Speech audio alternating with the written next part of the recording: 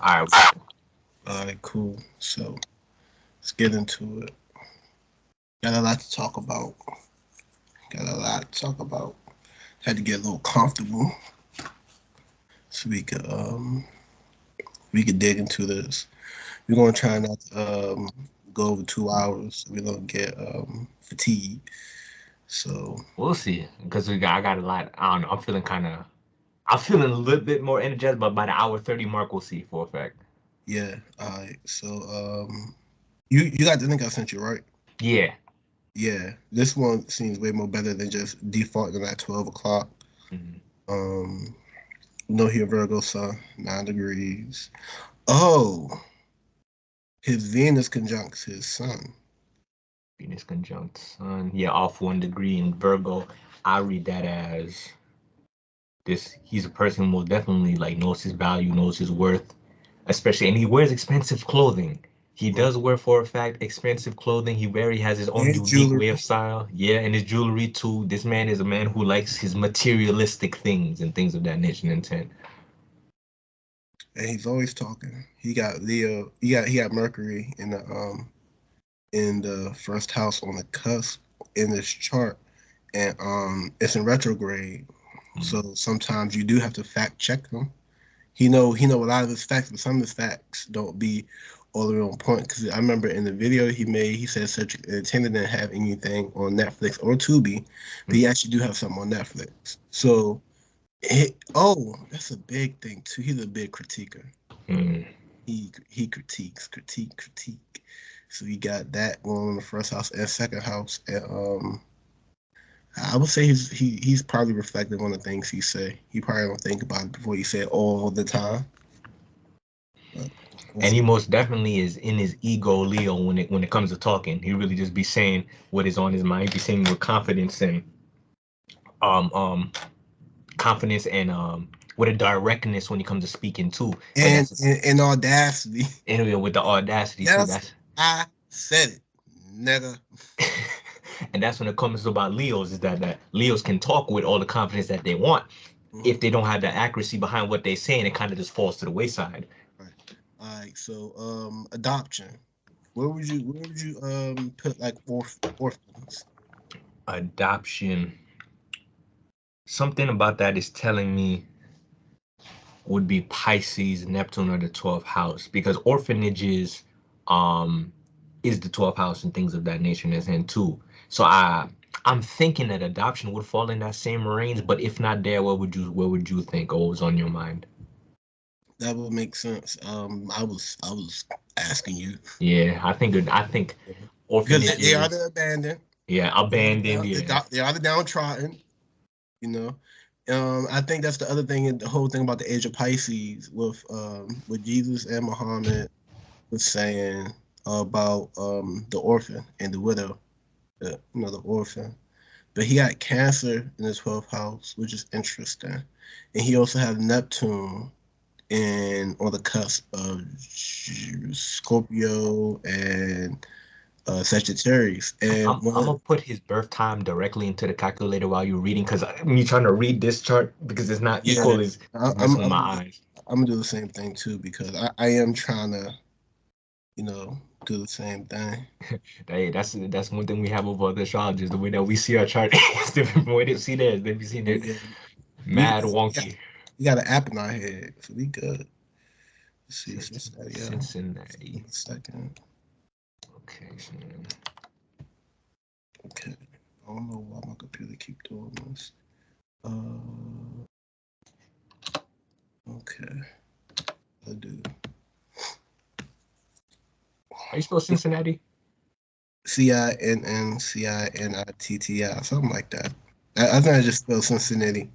Sin. Let's see if it's gonna pick up sin. Let's see what it's gonna pull up. Nope. I got another forward. Alright, it'll pick it up. I'll just go straight to Ohio. I see it now. Place. Do you know who actually put me on to this guy right here being a spiritual icon? I don't. You Anybody? probably told me.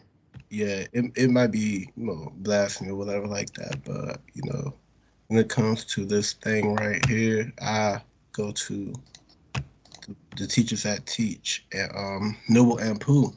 Noble Uh, and Pooh had, we could find astrology in almost anything. Let me try to change this lighting a little bit. No, there we go.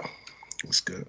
Noble Ampu is the one who said years ago when they was doing Blueprint 332, um, Red Pill and Blue Pill. He said that these stars are literally stars. They're icons. They're used and to use ritualistically as archetypes and stuff like that. And he explained a lot more, but like when it comes to what's it called? Electional astrology. One of the things that we could stick our finger and put our hand in the air for is these icons. They personify different social social trends. They represent certain aspects of things going on. When things happen to them, like someone catch AIDS or something, or someone end up getting sick. There's a level of awareness.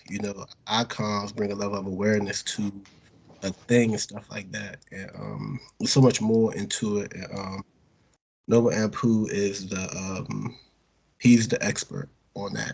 You know, he's the one who came up with the idea, so he could serve it way more better than I can. Yeah. KATT Williams is a spiritual icon. What he represents is what he speaks and says about God and righteousness and being a good person and stuff like that. And he got smoke for all the people that's not on this side, of righteousness and stuff like that. And it's interesting that righteousness don't look how we would think it would look like, mhm. but you know it when you see it. His time of birth, when we put into the calculator, What's his name? is September 6th, right? September 2nd. September 2nd. The When you year put 1970. it into equal 5:28 a.m., when you put it into equal house system using a mean node, his it puts him as a Virgo rising 0 degrees. So I'm gonna move the chart back like 4 minutes. 1971. What time you used again? 5:28 a.m. 5:28 a.m. September 2nd, 1971, 5:28 a.m. Yeah, in Cincinnati. yeah. No, bro, this don't come up as 18 degrees Leo on mine. Or using mean node or what node are you using? Equal houses. So why is my Do you have it for Cincinnati, Ohio? yeah, I got it September 2nd, 1971, Thursday, 5:28 a.m. EST +5, Cincinnati, That's just Ohio. +4. Why isn't my chart? Hold on. Let me restart my chart. I probably had it on too long. Hold up. This is That'd be this is also a good conversation to go into misconceptions, because you know this is a real good example. let's see. Your location. Let me change it. But you can keep talking and reading your chart while I get my thing back on. All right, so KATT Williams said a lot in his last interview with Shannon Sharp in regards to a lot of things. He was exposing a lot of people. Steve Harvey does not have a natural high top. He fooled everyone. Everyone was looking up to him, and he failed us. He fooled us. He deceived us. He called all of them a cabal, which you look at the common denominator between a few of them. Steve Harvey, Cedric Entertainer, D.L. Hughley, Ricky Smiley. They all are in the fraternal orders, which I have no apprehensiveness about fraternal orders. I'm in the fraternal order, and I'm not quite sure where he was getting that with that thing. I think he was basically like they're clicked up, you know, and it's something rotten in the cotton. Um, so where do we record? Oh, it would make sense that he would even go there. You know why? Why? He got Aquarius in the seventh house. So these people that he was, putting out in the forefront of things are all the fraternal orders. Fraternal orders are categorized as Aquarius groups. You know, it's very interesting that that's his thing. And then he had Mars in Aquarius. Yeah, I saw that one. So He's like he himself, and when I read Mars in Aquarius, even without looking at the houses, I say that as like someone who stands out, them themselves stand out as unique. Like he himself sees himself as a unique yeah, person, like a standout, a rebellious type of individual, which KATT WILLIAMS pretty much is. yeah. So that's very interesting. I was trying to figure out which way to go with the whole statement of fraternal orders and all that other stuff. But that right there, that just landed the plane right there. Here's how I view it from my perspective. I am an individual who personally do not care like what you necessarily align yourself towards. I view the individual as a person, and the individual can be connected to a plethora of different things. The individual can be a doctor, a lawyer, a fighter, all of these different things. These individual things that you associate self with are not you in yourself. Correct. Everybody has the ability to um be a part of something, but when you start to say that is your entire personality, or just because you are associated with that thing, you are now everything that is wrong or specifically, negative about certain entity, corporation, whatever the case may be, just doesn't apply. I never Yeah. seen it that way. And it's not the thing. So hopefully nobody giving their fees for us, saying what we see. You Mm. know? um, And for me, it keeps popping up for me as EST +5. I don't know. I never changed my my daylight settings shit.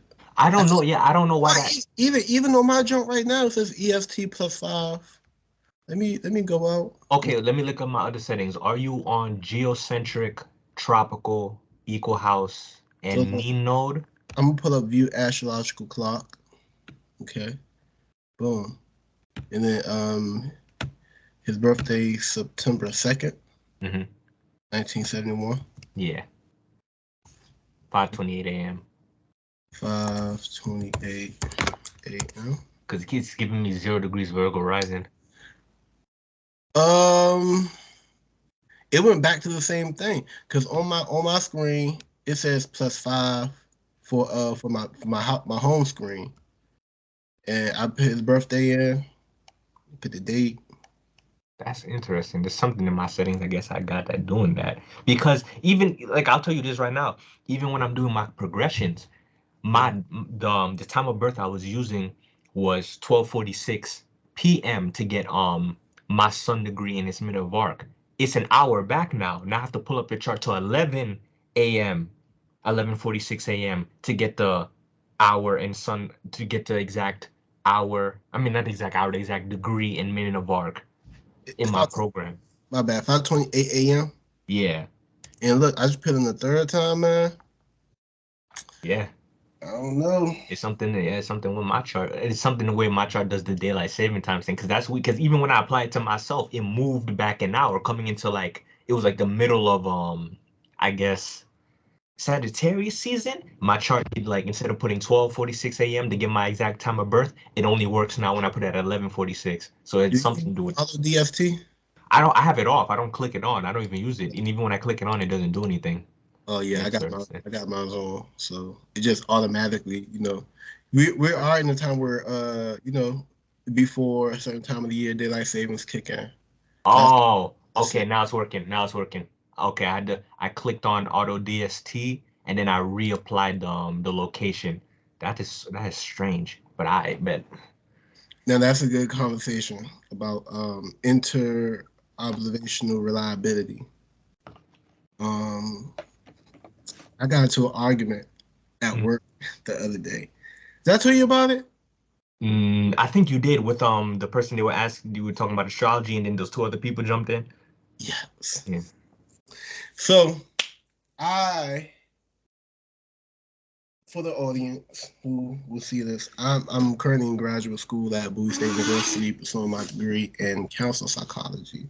And prior to that, I will be called a deep barber. One of those the hood barber that's deep. And before that, I was just a guy. I could put negative connotations on there, but 2024 we ain't doing that. I was very interested in things long before I got to school. So I came to school with some things in my mind. One of the things I came to school with is astrology and understanding it, and eventually coming up to figure out how to falsify it and challenge it to see, is this real or is it bullshit? And I am still doing what I'm doing right now because I bear witness to some things that was like, oh, this is for real, for real. Like it doesn't happen like we think it happens, but it's that go to a whole another subject. So I'm doing a research on quantifying astrology as a psychometric tool, and talking about it for it being a multimodal tool, a primal psychometric tool, something that before the scientific method that was used to give attributes to people and all types of stuff. I'm trying to keep it short. So I'm telling my coworkers things that I'm studying. I've been reading books. I got this for Christmas. Ooh, fix this light. Ooh. It's not See it? focusing.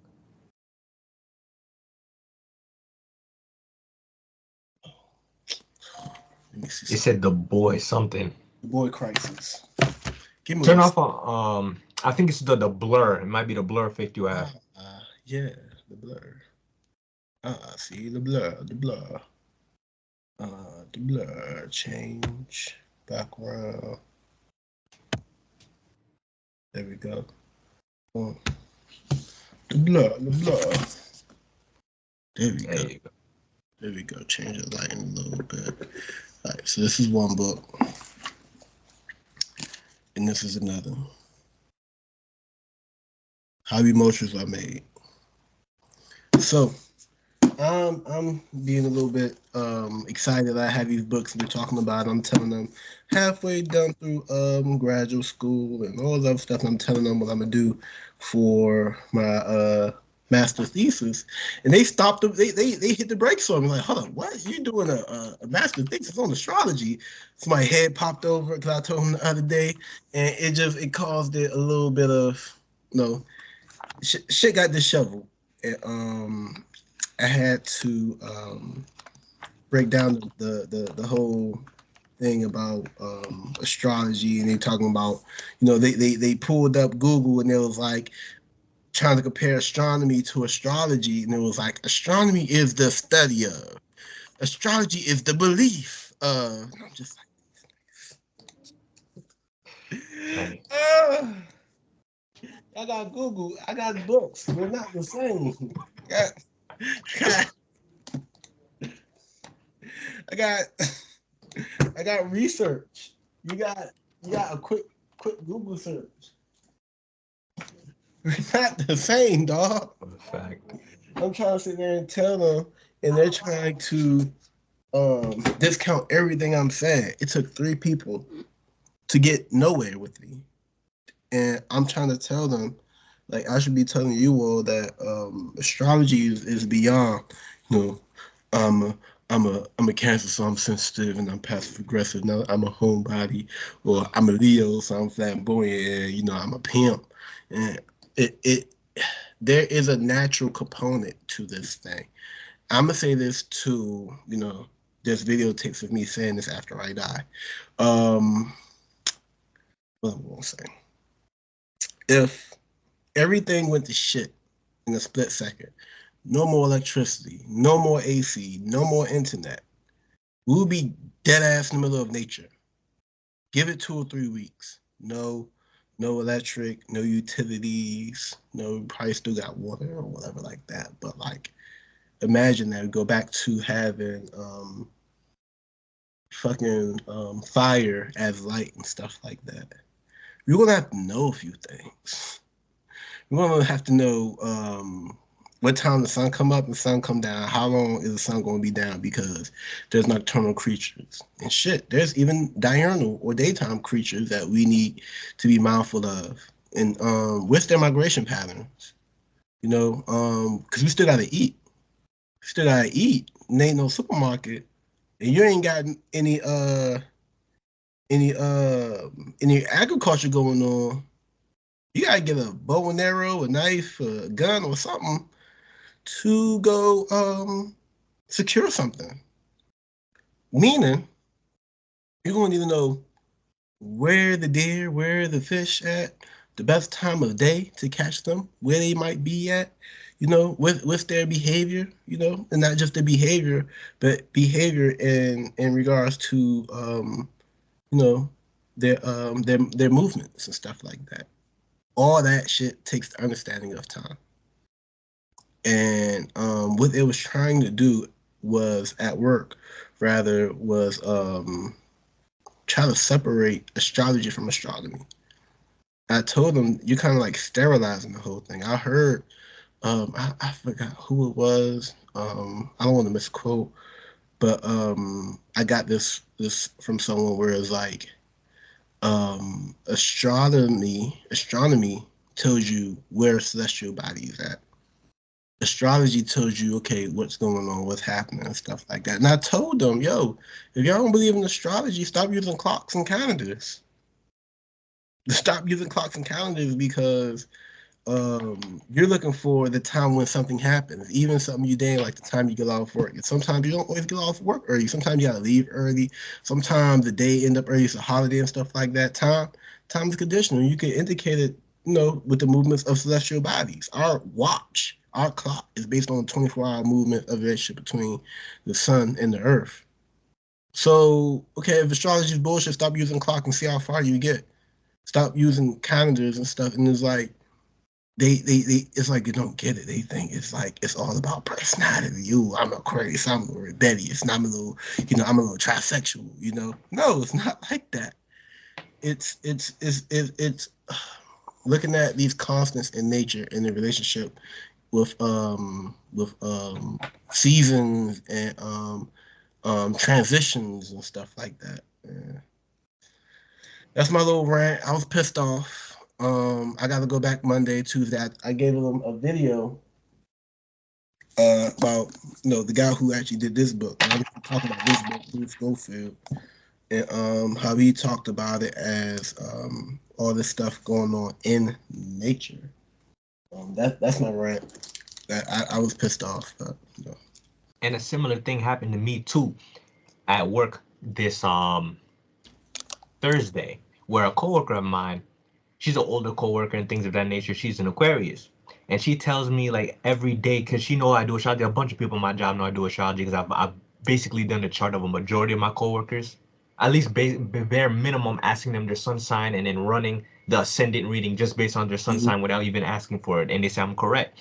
So she's like, "Oh yeah, I watch my tarot every day. The stars are always right in the tarot." I personally don't use tarot, to let everybody know that it does work to some extent. There is a method behind the badness of it, but for me personally, it's not the most accurate. Like to the level of accuracy that I want from my divination tools, it doesn't give me that level of accuracy that I'm looking for. Let me key in on that real quick. That came into the conversation and stuff too. Because the dude was like, "Man, I believe in God, blah blah blah, all other stuff and everything." I'm trying to explain to him. I'm gonna explain to people too. There are astrology, among many other things, is a divination system. It's a divination tool. We're talking about the word divine, divinity is in this. So we're talking about God. Let's not spin this for us to be trying to summon demons and all that other bullshit. Like you're people want to make things what they want it to be so they could demonize people and things and stuff like that. But you know, people just don't know what the fuck they be talking about. That's just be that. So I'm trying to tell him, I'm trying to tell people that we have these tools and these things that it applies and it has limitations. We're using human made technology to understand things that's pretty much infinite. There's mysteries of these things that we are still looking to find out. So these things they go they work no more than what you can understand them, and their limitations only go as far as its capability. So these aren't things you need to live your life to. Like, put the shit down for a few days and a few weeks and come back to it and start doing observations and stuff and kind of, you know, excuse me, falsifying this type of stuff. Don't make this shit your don't put this shit on your forehead and tattoo on your arm for it to be like, your life. These are tools, but what we need to go through with life is our minds and spirit. That's what you really like. What really needs to be on point and stuff like that. All that stuff is your mind and spirit. Having all this astrology stuff is cool, but if you're an asshole, if you're living life real bad, none of this shit's gonna help you. You're just gonna be able to see when periods of time happen or whatever like that. But the major impact of all this stuff, it's like an extension of your spirit. I'll say that, But if you're bullshit, then it only goes as far as your bullshit ass will be. Let this shit take it. I hope my message within all that was pretty clear. I was clear to me, and at the end of the day, we're gonna have to say this like a million times until people get it, because the answers are the same. It's just that there's always gonna be a new person who's gonna be like, nah, I don't believe in this bullshit. And Take your with ass outside and then come back and then compare notes. You that's know, what I was gonna get into. if it's false, then shit, it's false. Going back to the lady I was talking about with her and her tarot, right? So she was like, "Oh, pull up my chart." And she was asking me a question. She was like, "Oh, the tarot said I was gonna get money today or receive a gift or do things of that nature and attend to." And I'm like, "Yeah, okay," but I was being skeptical with it because I'm just like, it's probably not the most accurate gonna reading. And she said like, oh, then how I'm gonna do it? All right, give me your birthday, and then I'll pull up your chart. Now I'm at work. Usually I'm at home. I'm in front of my software. I have time to sit down and give reading. This is what people need to understand too. It takes time to read your entire life. Let me just say it like that. It takes time to read your entire life. I can't sum up your entire life in 10 minutes. Technically, I can. If I give you a proper ascendant reading, I can do that. But if you're going to ask specific questions like she did, where she's going to ask like, oh, when is going to be the next time I get money? I really wanted to say to her face, the next time you get paid, and payday is going to be tomorrow. So that's when you're going to get money. If you like, when people ask questions like that astrologically, you got to understand that that is a process. I have to first pull up your chart. Then, after I pull up your birth chart, I need to now pull up a chart of the current moment and be like, okay, this is where the planets are in your chart. These are where the planets are right now. Then from there, I have to see, does the planets that are in your chart line up with the planets right now in a positive way? If they don't, I have to now go search for the next day in the future, which could be tomorrow, next week, next month, hell, even next year, depending on what I'm specifically looking for to find out when exactly I could give you that particular answer. Sun, she has a Venus in Capricorn. Venus, as of right now, is currently in Sagittarius. So I'm trying to tell her. So I had to simplify it for her in that point and period of time, being like, okay, whenever Venus is in Capricorn or is going to be in any earth sign, that can be a potential point in time where you can get money, things of that nature. And then too, I would have loved to have the time to tell her when Venus crosses your second cusp, when Venus goes trine Jupiter. And here's what most people need to understand, and here's the thing that we can do that most astrologers can't, but it still takes time. When it comes to questions like that in particular, when somebody asks you that particular question, all of that is cool. All of that stuff you're telling me about the second custom, whatever, they're not gonna know they're not gonna know a single thing of what you're talking about. Some people don't They, have the software to understand what we're talking about. they're not gonna understand. They barely understand definitions. They barely understand that Mars points to fire and anger and aggression. They're not gonna know what the second cusp is because most astrologers debate the ascendant in the first place. Most astrologers don't even understand the ascendant. They're not gonna understand aspects, trines, degrees. If anything, they're not gonna understand degrees, and you don't have time to teach them these concepts, which again you could have spent hours if not days to months, weeks to months on your own learning. So you have to be able to spit out something in a millisecond to try to get them a satisfactory result without discrediting astrology. And at the same time, if you can't, don't feel bad about it because this is not something you learn overnight. That's like me asking a doctor, "Oh, how do you explain heart surgery in 2 seconds? Like, how do I do it? Like, no, if I wanted to start heart surgery tomorrow, how do I do it? Like, give me the rundown." It's not gonna work like that. Hey son, you dropped my jaw when you said people are debating the ascendant.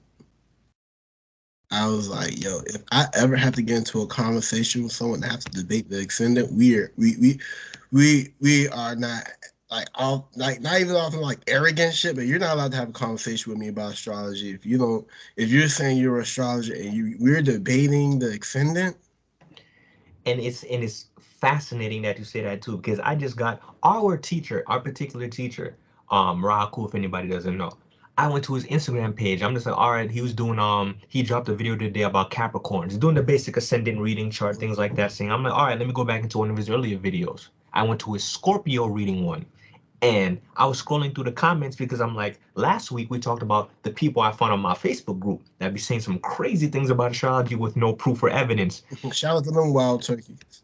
And there were more wild turkeys on Instagram too. When I was looking at when I There's was more. looking through Ra'aku's thing, when he was doing the Scorpio, he was reading the sun, he was reading the ascendant based on Scorpio rising.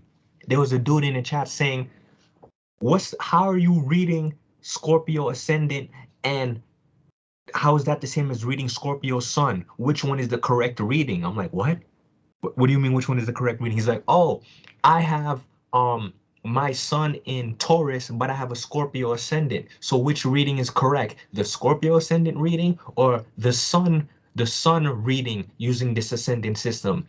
And when I saw that comment, there were other people in the comments trying to roast him, being like, yo, you don't know what you're talking about, da da da da da. But he kept on insisting, this doesn't make any sense. How are you able? The sun has nothing to do with the ascendant, and that particular comment right there pissed me off because I am very big personally when it comes to the astronomy behind all of these systems work. I love precession of the equinox. I love looking at the ages. I love all the math behind it. I'm not gonna act like I know all of it by heart, but I love the idea of it.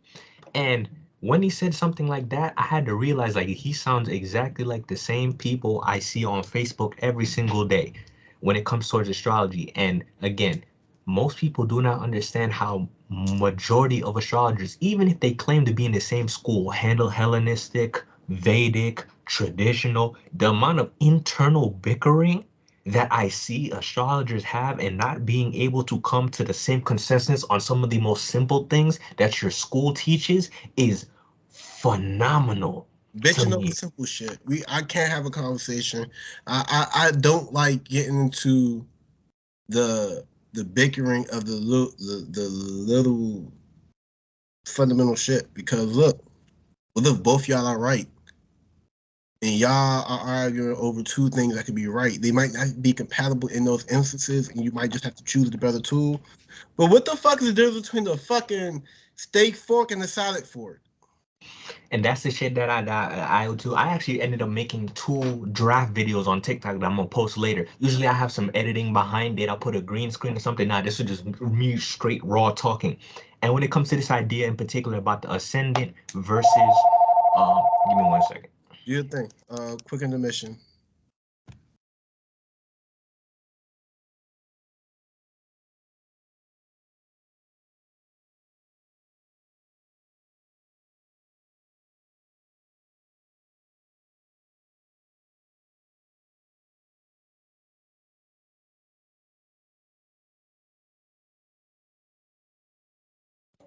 All right, I'm back, everybody. That will not be edited out. You will see that in the video. But going back to what I was saying and on my point, when it comes towards the sun versus the ascendant, this is basic astronomy that people need to understand, right? And I said these in these two short little 1 minute 30-second videos. You cannot see the ascendant. It's not a real thing in the sky. You can't see the ascendant. Same way you cannot see the zodiac. The zodiac isn't a real thing in the sky that you can see. These are mathematical tools and points based on things that already exist. Let me get not You be too. know, well, not you, but to Yeah. the audience.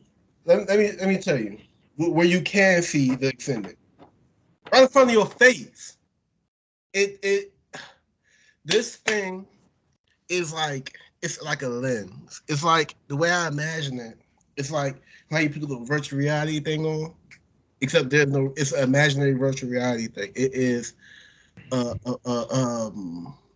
perception augmenting kind of situation.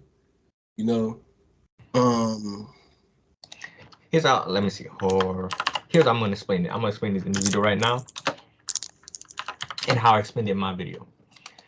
There would be no horizon, as in a horizon line, there's as no. in It's not a literal horizon. without the sun. Let me say it this way too. The sun is a real thing that we can see in the sky. It's actually there. We could feel it. We can feel it. It provides life to us. It affects our plants. The sun is there. The horizon is created from the sunlight that hits that we can see with our visible sight. Let me share my screen so y'all can get an idea.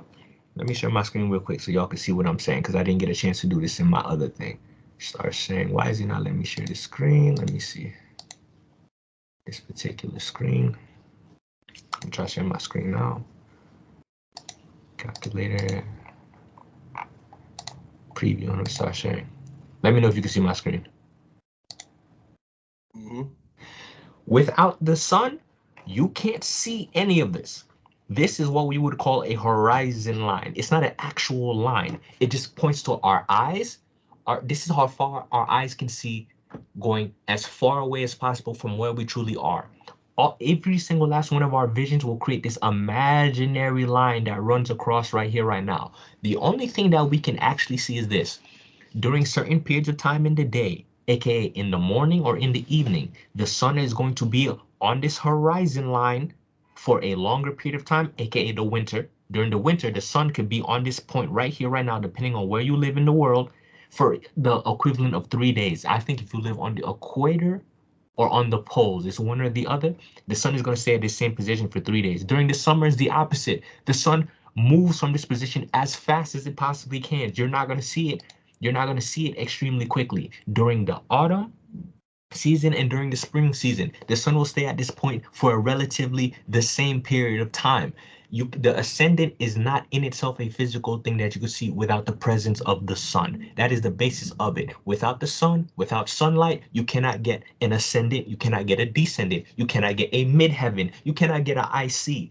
So to say that you can read the sun differently than you read the ascendant, you actually can't, because if there is no sun in the first place, you wouldn't have any of these things that you're talking about. That's like saying, oh, I love my new Ford F1 car, but you're gonna shit on somebody using the Model T. If the Model T wasn't invented first, you wouldn't have that car to begin with, if that makes any sense. Mm-hmm. But along with that, it's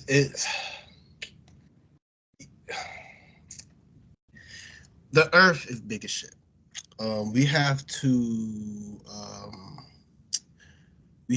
what's the word I want to say? We have to not accommodate, but adjust to location. So we're looking at these places on these charts are points.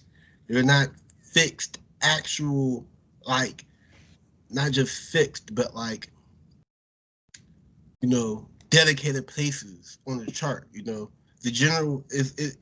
The thing to me where astrology gets its flack is because of how subjective it is, and how much context it takes, and when it comes to these places in the sky, we're using navigation and things like that. We're looking at general directions of places. If I'm in DC and I'm doing astrology, but then I end up going to South America, right?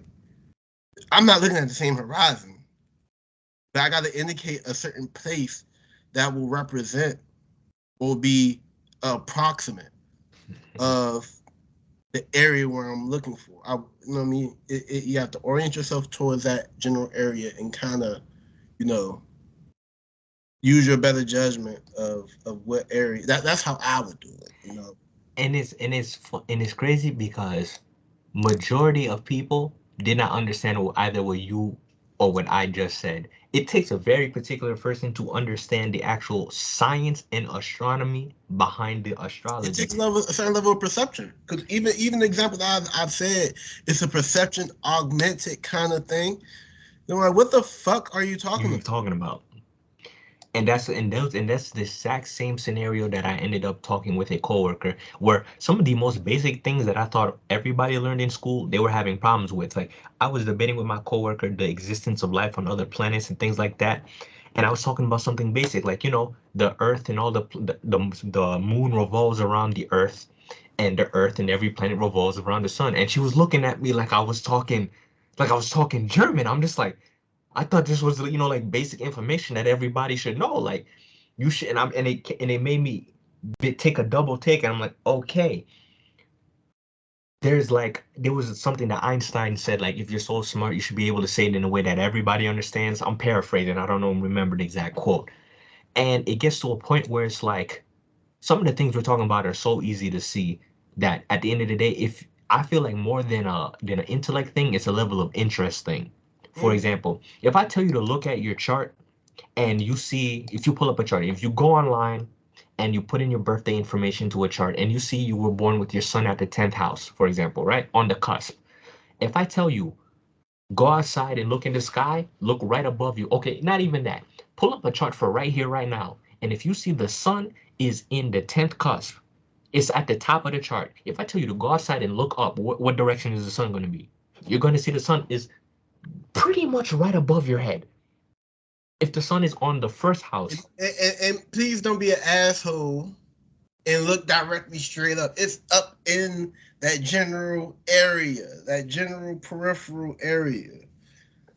these are some Don't be like, basic. oh, it's not 9 degrees, it's not above my head, it's not right.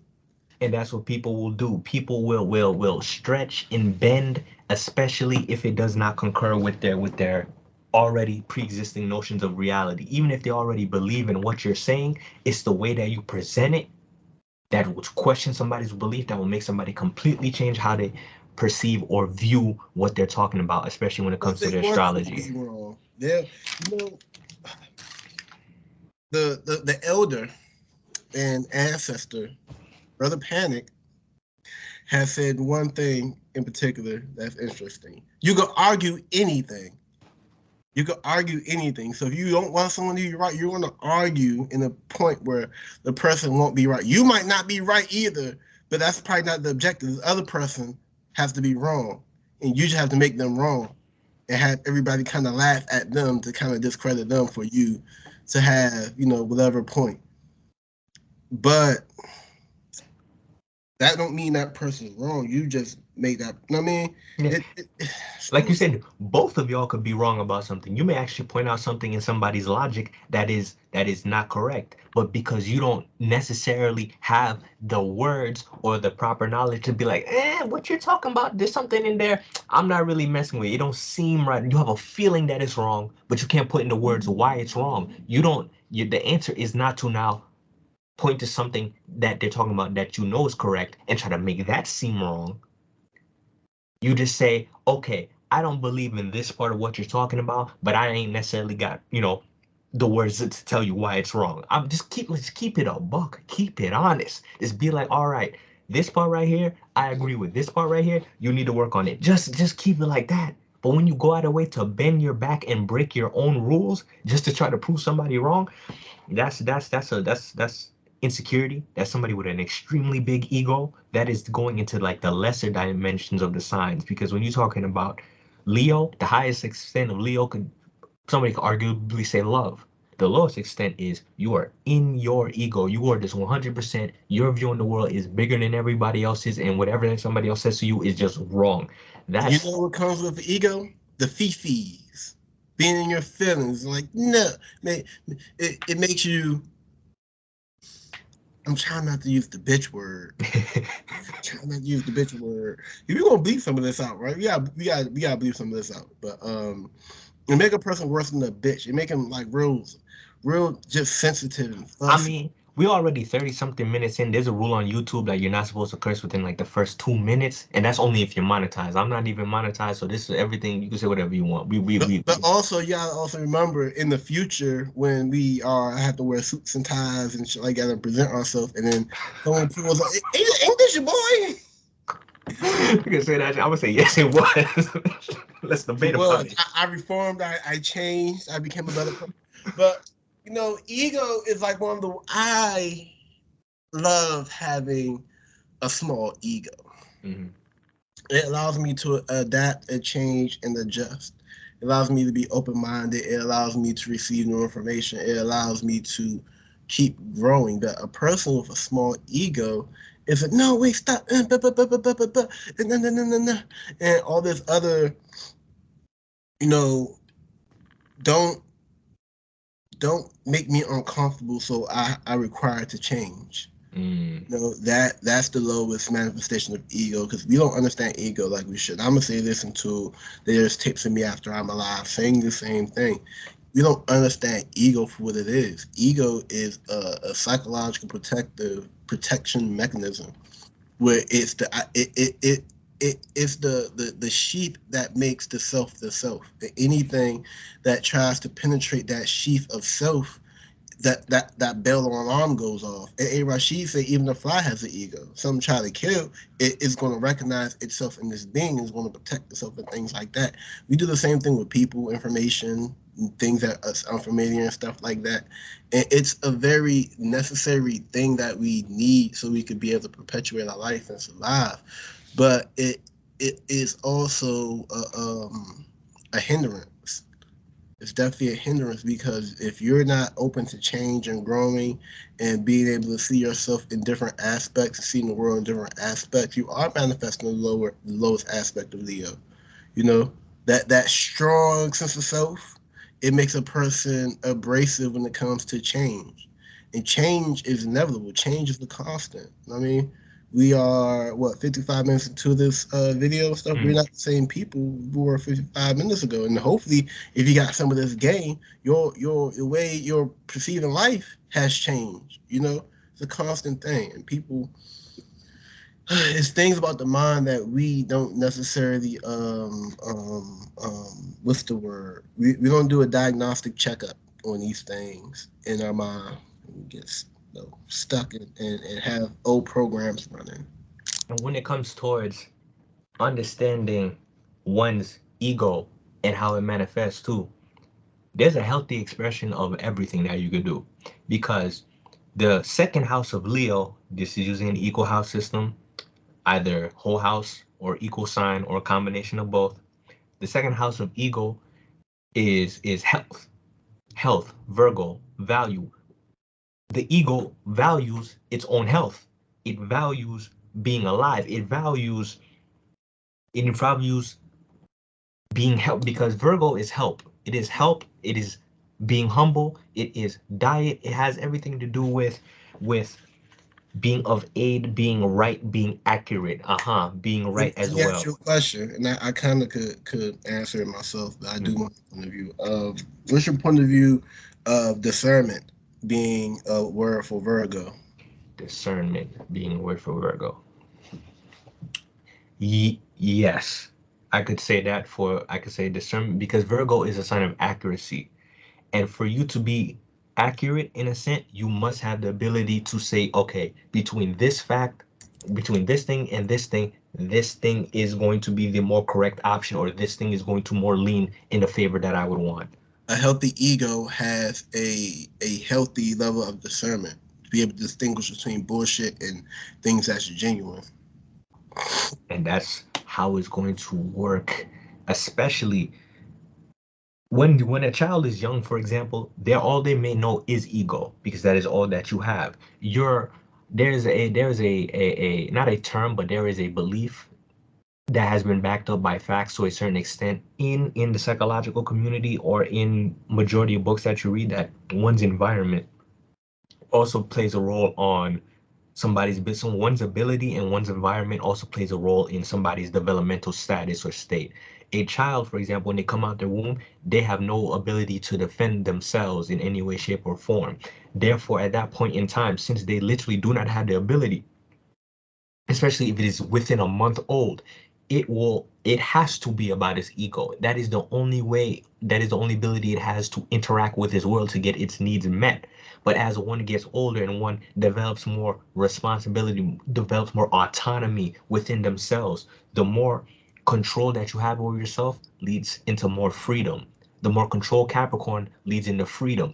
And what you do with that freedom, if people need to understand that the opposite of ego is freedom, the opposite of love is detachment. You There need is boundaries to actually have a context for freedom.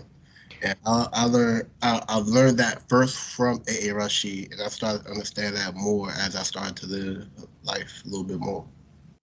the more that freedom that you gain, because there's a thing about freedom that I like to say. Freedom, the sign of freedom, which is Aquarius, is in between two signs. It is in between Capricorn, which is a level of control and responsibility, a level of foundation, and is in between the sign of Pisces, which is your belief, your faith, and what do you hold um in regards to the unseen or the unknown. Having the ability to have control of yourself and to move through the unknown, or to move or act upon what you believe in, to be able to hold yourself centered, grounded, and stable in the unknown, is a sense of freedom.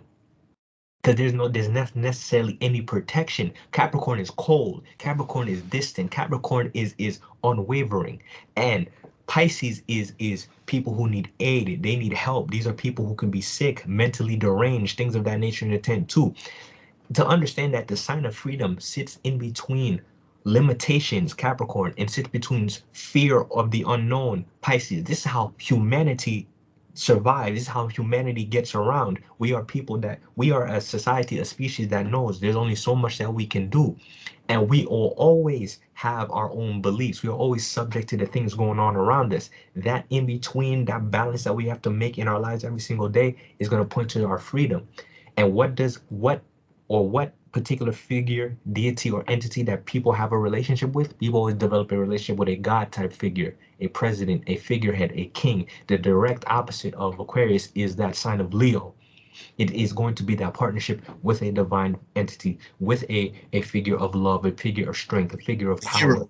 The hero. We always have this ability to where the people will always one day want to reach forward, make a partnership with, form a connection with something that they can see as a symbol of strength, love, or provision in their life.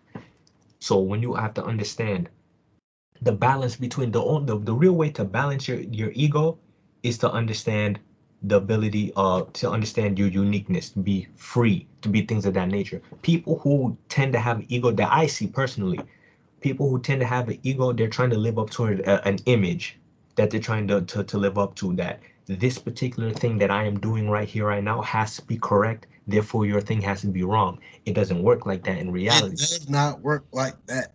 When you are allowing yourself to be unique, to stand out, to really be rebellious, or understand, basically understand your humanity. Remember your shortcomings. Remember what it is like to know your limitations, and what is it like to understand you have beliefs on things you cannot be able to prove.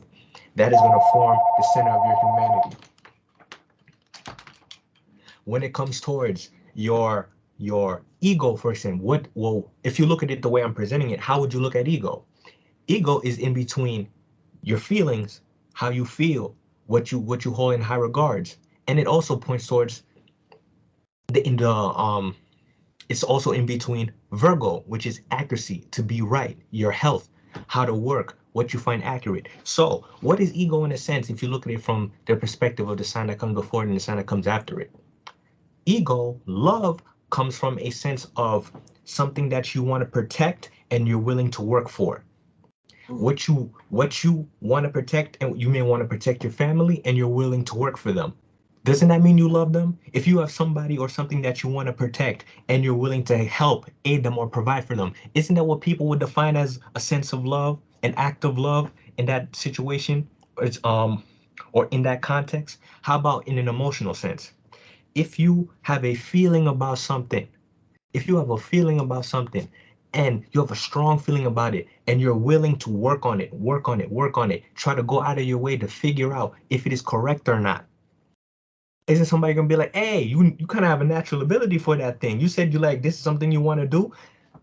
It comes out of that understanding that it's like the reason why I like to break down, me and John break down the chart in the way that we do and we also learn it. Whole sign, using the chart in a whole sign method, it gives you an infinite amount of ways to really break down the chart and the single shit in a way for you to really understand what each and every sign particularly means. You don't necessarily have to look at the chart the way I have broken it down towards you. But as long as you follow these particular rules and methods of how the chart is lined out, you're going to be able to see like, oh, in this context, this sign will mean this. In this context, that sign will mean that. And if you put them together, you will be able to understand the chart and your life around you in such a more particular way. And what helps, the good thing that we have, which we have to also acknowledge, a lot of people out here are doing it on their own. You know, a lot of people are out here, playing one player mode with all this stuff. And one of the things that's important when it comes to any of this is inter-observer reliability. In other words, do you see what I see? Am I tripping? And for me, that's what really, when I saw some shit at one point, and the person next to me saw the same thing I saw, and it related to this astrology, and it happened multiple times, I was like, okay, let me look more into this. I got a little bit more invested. Inter-observer reliability. Let me put up the definition of inter-observer reliability. I learned this in college because I went to school. I went to school so I could do something with all this information. I just want to be a deep barber. Observational. Inter-observer reliability. In statistics, inter-rater reliability is the degree of agreement among independent observers who rate, code, or assess the same phenomenon. Assessment tools that rely on rating must exhibit a good inter-rater reliability, otherwise the test is not valid. So let me give you another one. Inter-rater reliability, also called inter-observer reliability, measures the degree of agreement between different people observing or assessing the same thing. This shit doesn't work if you're the only one seeing it. Let's be quiet for a second. Let that resonate. I know I'm not crazy because I'm not the only one observing and seeing things objectively. We're using subjective components to look at something objectively. We're trying to pull out context to look at something. So we're using something that's multimodal. But if we're all the same if we have the same type of data and we're looking at the same type of thing, just like how we was pulling up KATT WILLIAMS chart earlier. If we have the same information and what we're pulling up, we should be able to look and see reliable information, valid information. And that's what we're interested in. We're also here to falsify some shit because there's bullshit running amok that it gets in the way of what we are looking at, what we're doing. It takes away from clarity, which is important. And here's where the bullshit lies.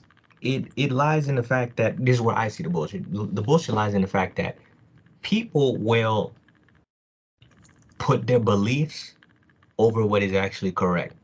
For example, somebody could use what John says and put it in a negative light. When you do this correctly, people are going to see it no matter what. But if you get to a point where you're doing something and you're doing it a particular way and you have 17 other people doing it that particular way, if somebody comes with something else that is different from what you do, that's where people get into popularity bias or majority bias, and then they'll say, oh, well, No, oh yeah, well, the majority of people do it this way, therefore I have no need to look at it the way that you're seeing or you're doing it. No, that's not how that works. You cannot Bandwagon effect. The bandwagon. probability of one person adopting a belief increases based on the number of people who holds that belief. This is a powerful form of groupthink and is reason why meetings are also unproductive. And that's the balance that people need to understand. There's a fine line Groupthink is between dangerous. there's a fine line between you going out of your way to actually prove something and having somebody else come back and be like, yo, I did what you told me to do and I actually got the same results as you, versus everybody's doing this, therefore you must be wrong because you don't do it the way everybody does it. There's that fine line and balance where you got to understand the context of the situation that you are in. You got to understand where you sit in that situation. If you are the individual who's coming into a area or scenario where everybody thinks one way, you already got your set. You already have to set yourself apart as understanding you are the revolution, you are the change, you are the outcast, you are the unique one. You're going to be more of the Aquarius in that situation, depending on what you're trying to bring in. Versus you're in a, how am I going to say this? You're coming with a more creative Leo. You're coming with a more creative aspect, a creative way of doing something.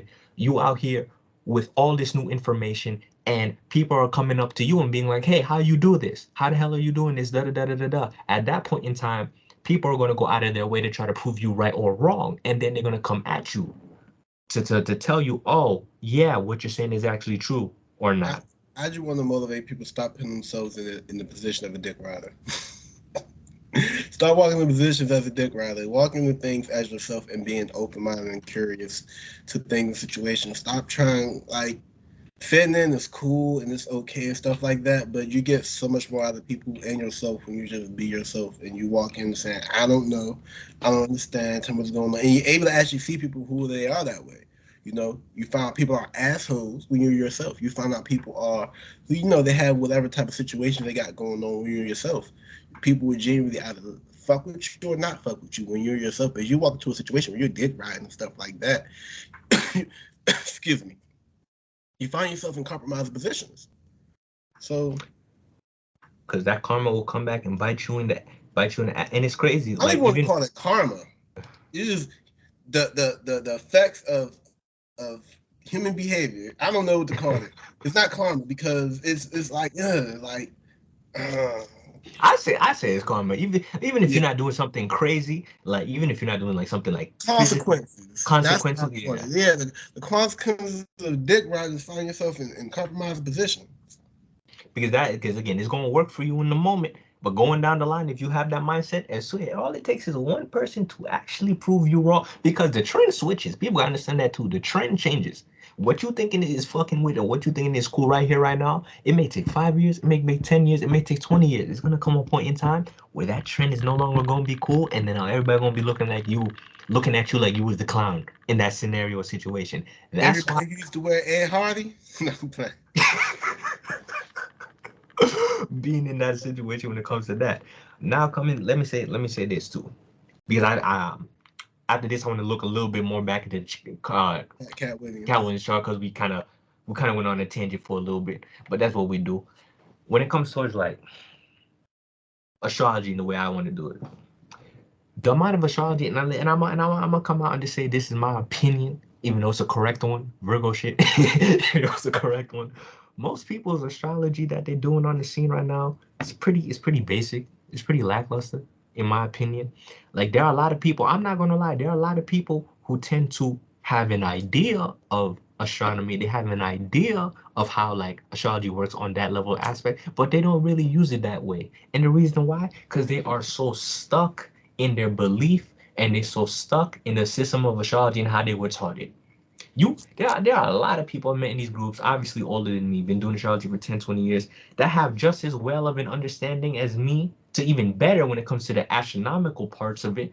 But the way that they're doing astrology is so limited. Like you I don't want to even really start get a chance trying to to play with see. that shit.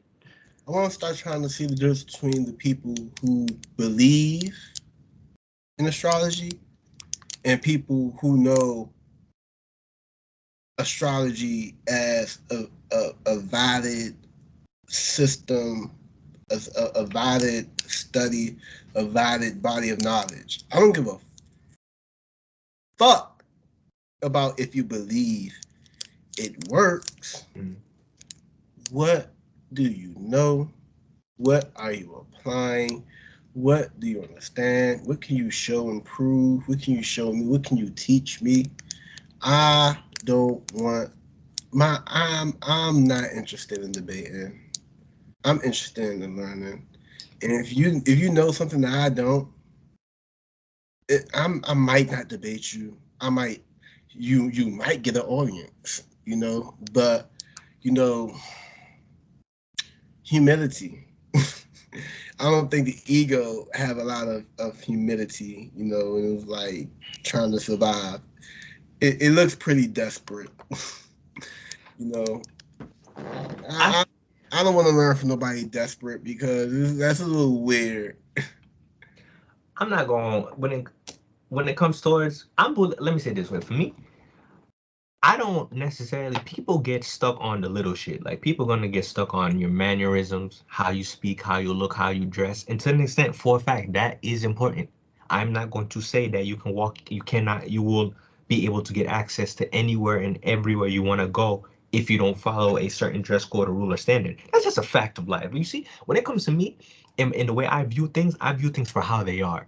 I'm gonna call a spade a spade. I'm gonna call a royal flush if I see that shit. Listen, bro. When it This comes and when it comes right, when it comes towards people who care about presentation over the actual subject matter, that only gets you so goddamn far. that's still ego. And that is still It's still ego. weird. At the end of the day, just because something gets you into the gate doesn't mean you're gonna be living in that house. You can get into the front yard. If you don't have you can get into the front yard. If you don't have your name on the voucher to get into the party at the front door, the bouncer's gonna kick you right out.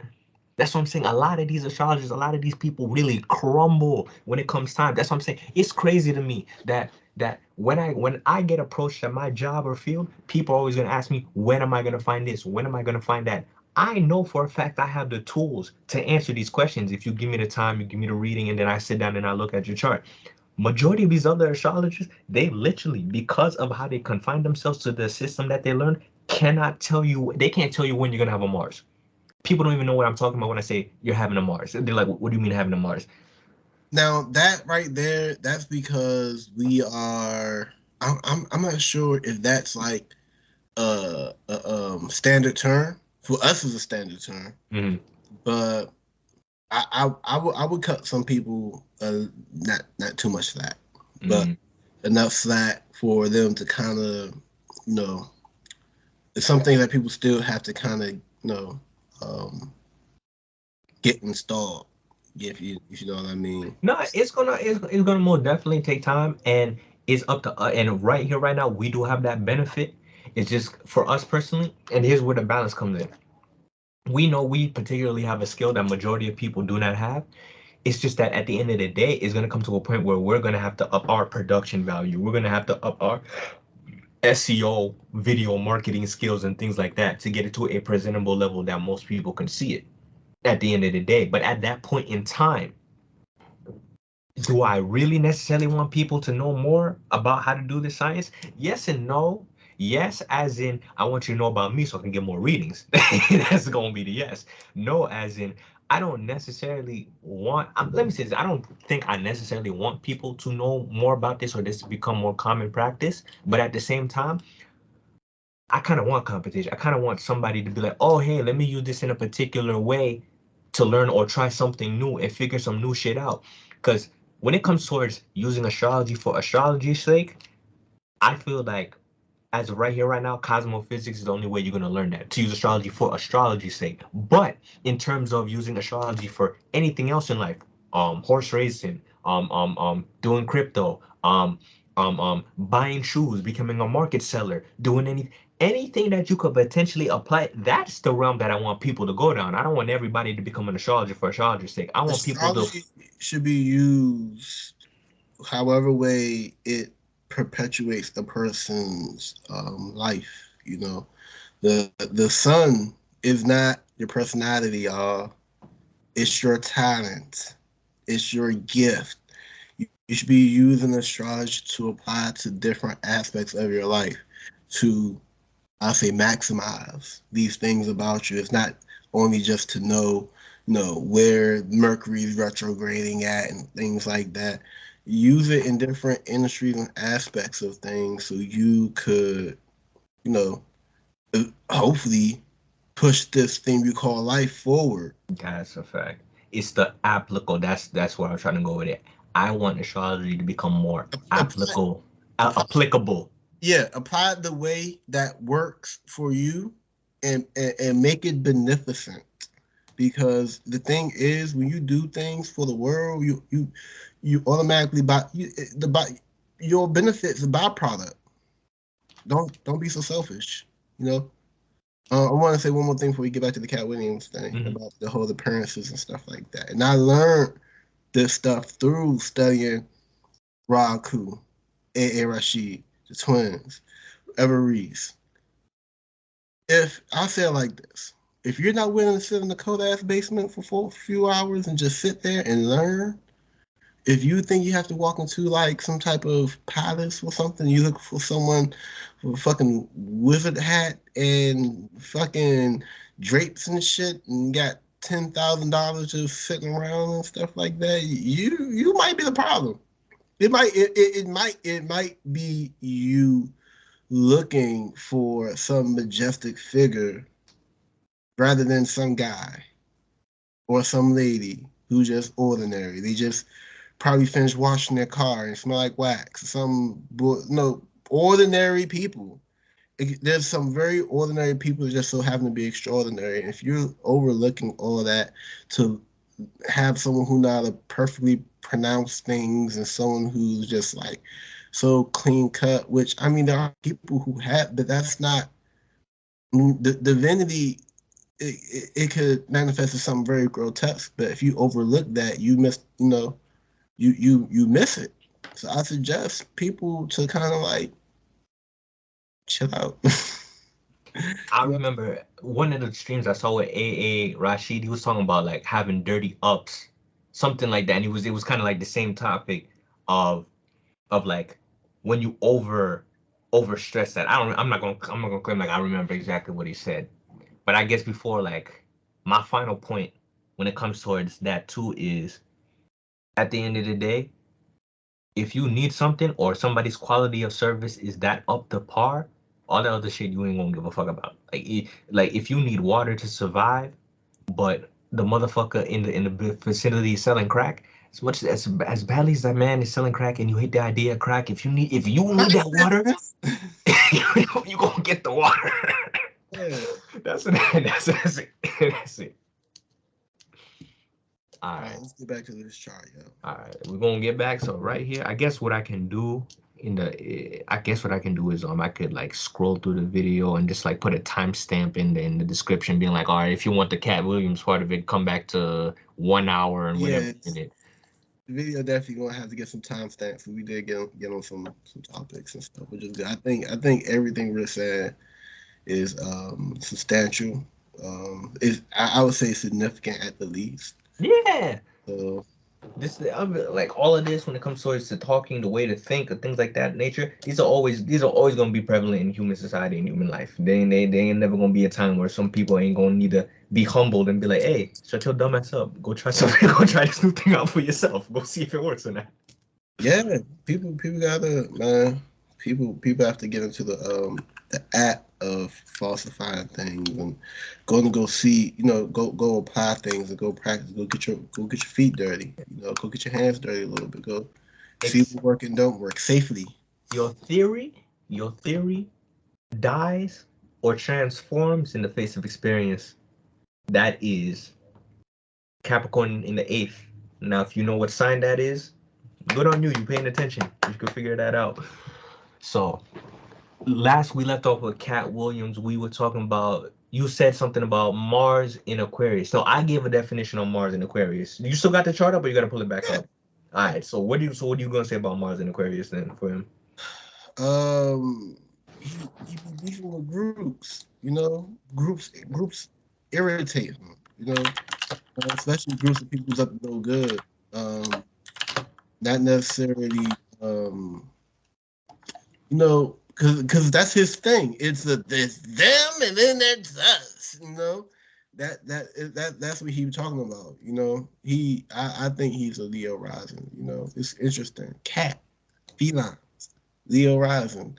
His most famous, not most famous, but most notable character, a pimp named Slipback. And you look at his forehead, he got a little thing going across his forehead.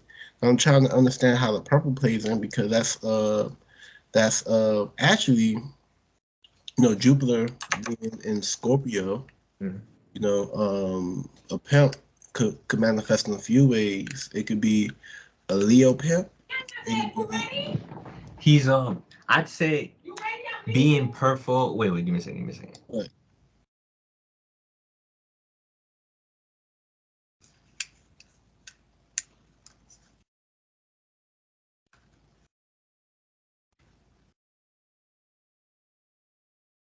Oh, I he got Saturn and Gemini, so his career is speaking. Never mind it just being a comedian. He had things to say, whether it's funny or not. He bring people to awareness. He also his career, his burden. He have things that burden, things he say. He also spoke in that interview about being basically like a thought leader. Mm. Installing words and saying into the lexicon of people and changing the vocabulary of people. And when it comes towards that too, I was looking at his movies. I was just like looking at a list of his movies coming up right now too. Ganked, For the Love of Money, Internet Dating, The Perfect Holiday, Friday After Next. That's one of his most famous roles that I remember him from myself. And with the color purple, and he loves wearing the color purple too. Even when his character Pimp named Slipback wearing all purple. Having pimps being you could say it could be Scorpio. It can point to anything having to do with sex, anything having to do with the It can dark. also be Aquarius, Could be Aquarius too. because also remember he was also wearing red in Friday After Next, and these colors are for context clues purposes. When we looking at things, y'all have to understand context matters. So we're looking for different nuances, different things, not just to justify things, but kind of like build a case and kind of see what fits in with what or what doesn't fit in. So these little superficial things, they kind of help paint a picture.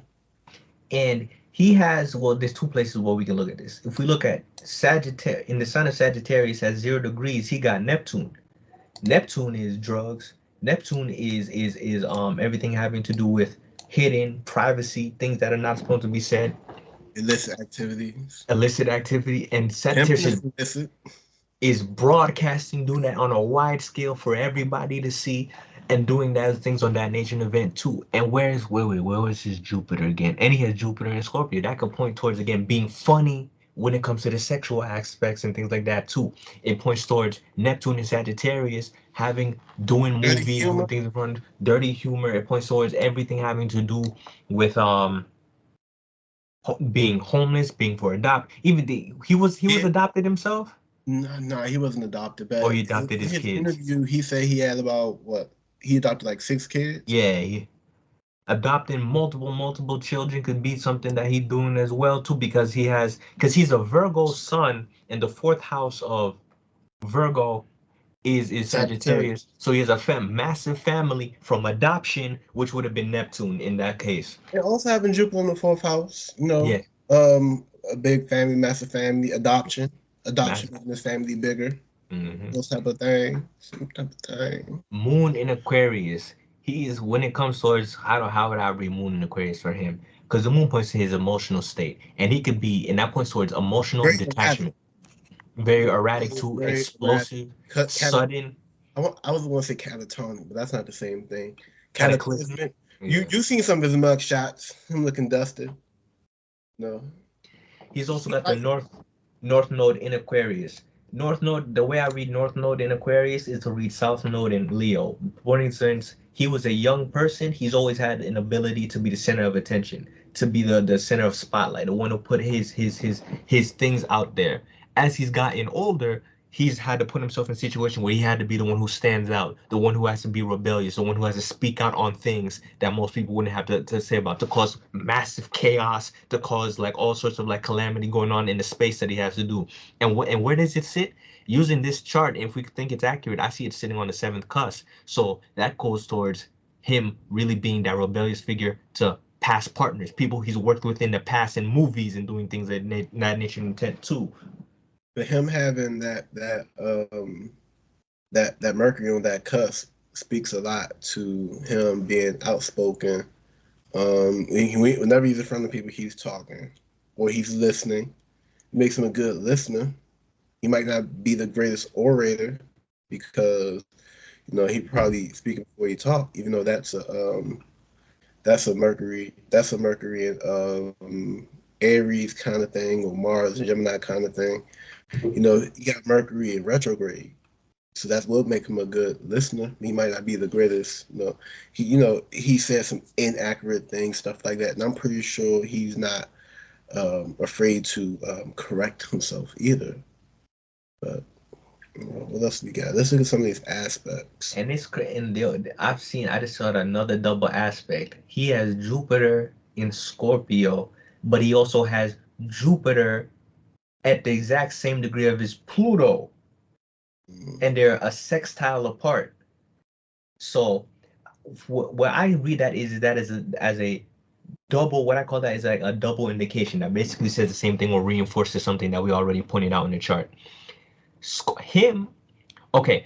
Before I make my statement, what in particular, name me some like particulars that he talked about while he was on that show that day. Before I say what I'm gonna say.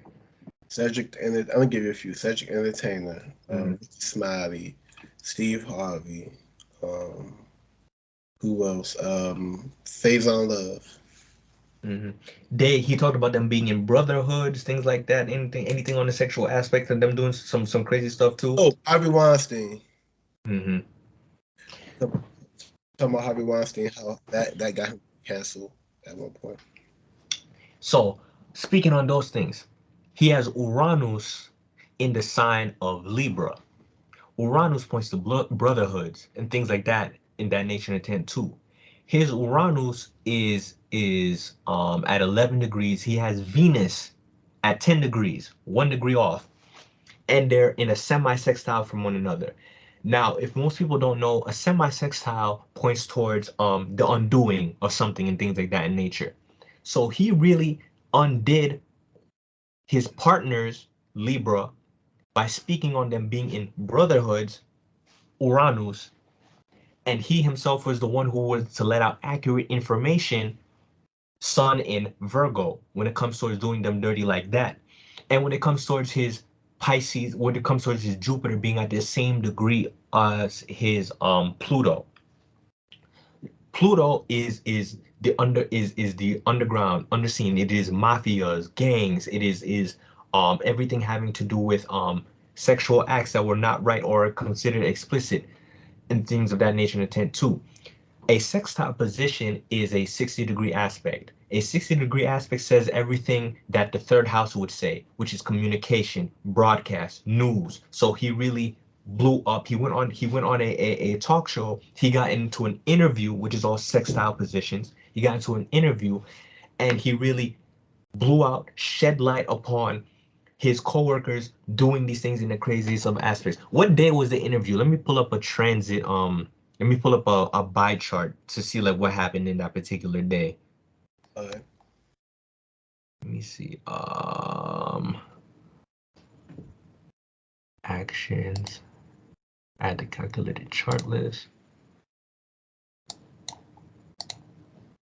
Okay. Give me a quick second. I'll be back. Bet. January 6th. All right. Buy wheel.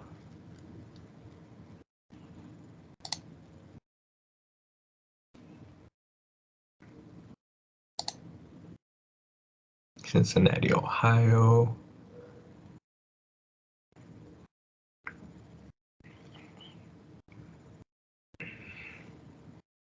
Okay.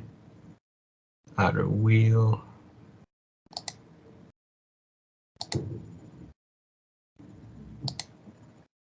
Outer wheel is going to be transit. Let me see. View. I'm going to try to pull up a chart of the moment so y'all can see what happened.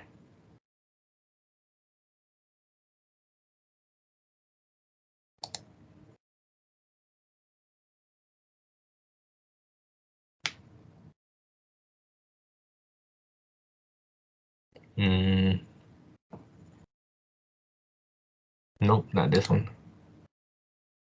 Did that incorrect. Let's see. Inner wheel. Outer wheel.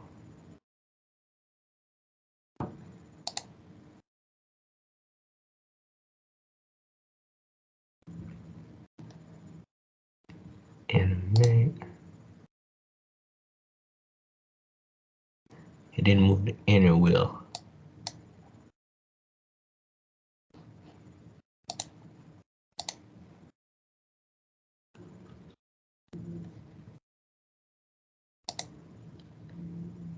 While we're waiting for John, we'll figure this out. Let's see. All right, let me do it this particular way. Since that is already saved.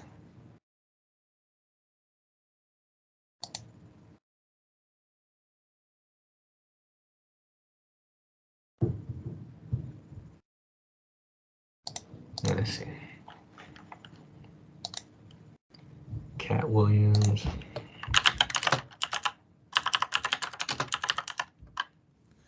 All right, I'm back.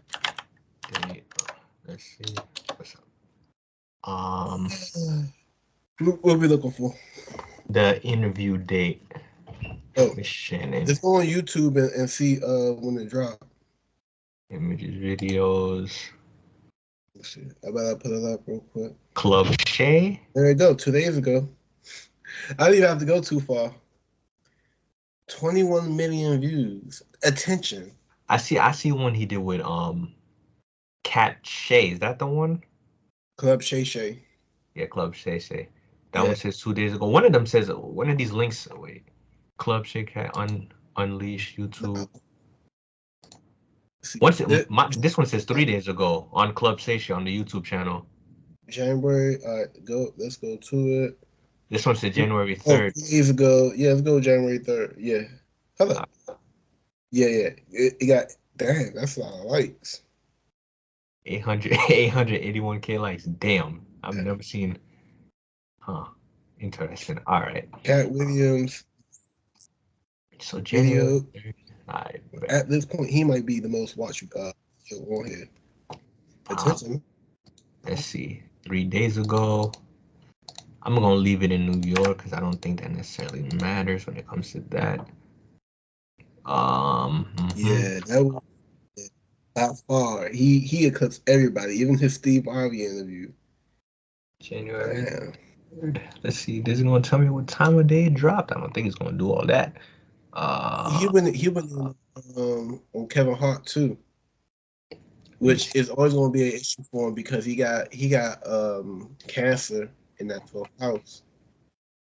His solitude. He loved the solitude of women and stuff like that. And, his home is a whole private thing, but KATT Williams, as being a cancer, it can manifest with or through him if you don't keep good ties with him. And it's like with his placements too. I ain't gonna say man is perfect because everybody got skeletons in their closet. Because some of these placements that he has in his chart could read him doing some crazy stuff too. If we look at it like from an objective lens. Well, let me pull up. What you looking? Well, hold up. Give me a second. Let me pull up the bar charts before I say what I'm gonna say. Actions. Add the calculated chart list. Okay, let's see. Why did I add? So that's January 3rd. Okay. And that's this one. All right, so let me do it this way. All right. Inner wheel. Outer wheel view. All right. You still there? Yeah. All right. Let me view chart. There's a thing. All right. Let me see. Start sharing. So, if everybody could see the screen, this inner wheel right here, the smaller wheel on the center, this is his birth chart. This is his birth chart. The wheel on the outside was the chart of the day. This is January 3rd. I just set it to my current location, New York, and the time of day doesn't necessarily matter too much as long as it's within January 3rd, right? Because we don't necessarily know when the interview was shot. It could have been shot the day before, it could have been shot on the same day, right? But this is the day that it dropped and everybody saw it. So we're gonna read it as the day the interview. This chart is based on the day the interview dropped on YouTube. We're gonna do it like that. Right? He has Sun in Virgo and the Sun was in Capricorn. That's a trine aspect. So that was him being in a position where he's really speaking. He's feeling himself during this period of time. Anytime your Sun is in your fifth house, you're gonna be able to feel more creative, more talkative, things of that nature and intent too. When it comes to that, he has, and relative to Mercury in Leo, he has Mercury in Leo at 27 degrees. He has Mercury in Sagittarius, or Mercury was in Sagittarius during that period of time, also in his fifth house. So he was feeling more creative. So he was feeling like talking on a large scale during that period of time as well. These are not direct aspects, but it's going to point towards things like that in nature. What do I see that would have been in a close aspect? Mercury, his natal Mercury right here, would have been within a 2.5 degree trine towards transiting Mars in Sagittarius. So Mercury in Leo trine Mars in Sagittarius, that could point towards him really speaking on himself, being like, I'm the only one that da da da da, or these people attacking me, da da da da da da da da. And it points towards Sagittarius is a sign of over exaggeration from time to time. Like John pointed out earlier, he said that XYZ didn't have a show, whatever the case may be. He was just kind of talking versus actually saying things that were 100% accurate during that period as well. He extremely over exaggerates. For a fact. He went above and beyond when it comes to saying what he had to say, and it was, and not all of it was necessarily to his benefit. What else can I see just from looking at Would this? you think? Would you think Jupiter could an attribute of Jupiter is the word exposure? Yes, it could be. I Exposing. could say because Mercury is the news, it is the media, it is things like that. But the act of broadcasting, especially to a wide scale, wide audience, and this video did views. This video did numbers: 24 million views, 881,000 likes. This got broadcasting. This interview, which is Mercury, got broadcasted to a lot of people. That's got to be the Sagittarius.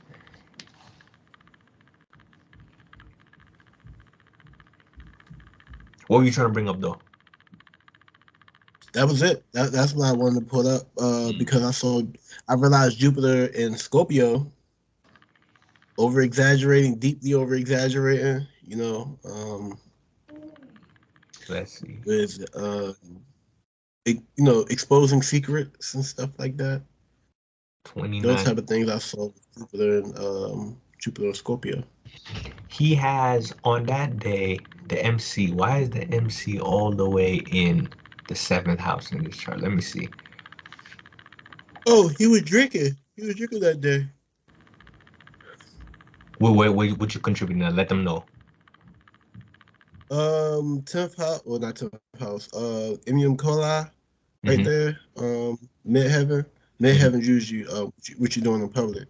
Mm, He was in public drinking, putting his ops out in the open, things like that. We got Saturn and Pisces, so he's clearing the mist or the fog of things the best way he can because I can't get past him saying that Cedric Entertainer was not on Netflix and he actually is. So that right there, those type of things, I'm not gonna overlook and he in just my critique.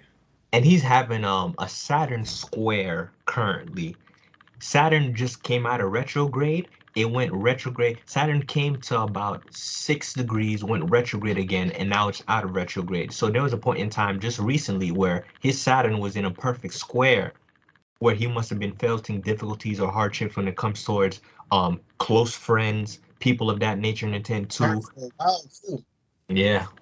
because no, actually no, I can't say for because it went in a retrograde, so that's it's heading back that way too. He had. Hopefully this what you call it, this video or whatever. Hopefully, this doesn't put any wedges in any of his friendships or his dealings and stuff like that. Or it could be a catalyst for creativity. Excuse me. And it could, and speaking on that too, seeing in the transiting chart, both Mars was at 29 degrees, Pluto was at 29 degrees. What else was at the later degrees? And his natal Pluto is at 28 degrees. So from his natal Pluto in the second house to transiting Pluto, that was 1 degree off. So he was having a Pluto trine.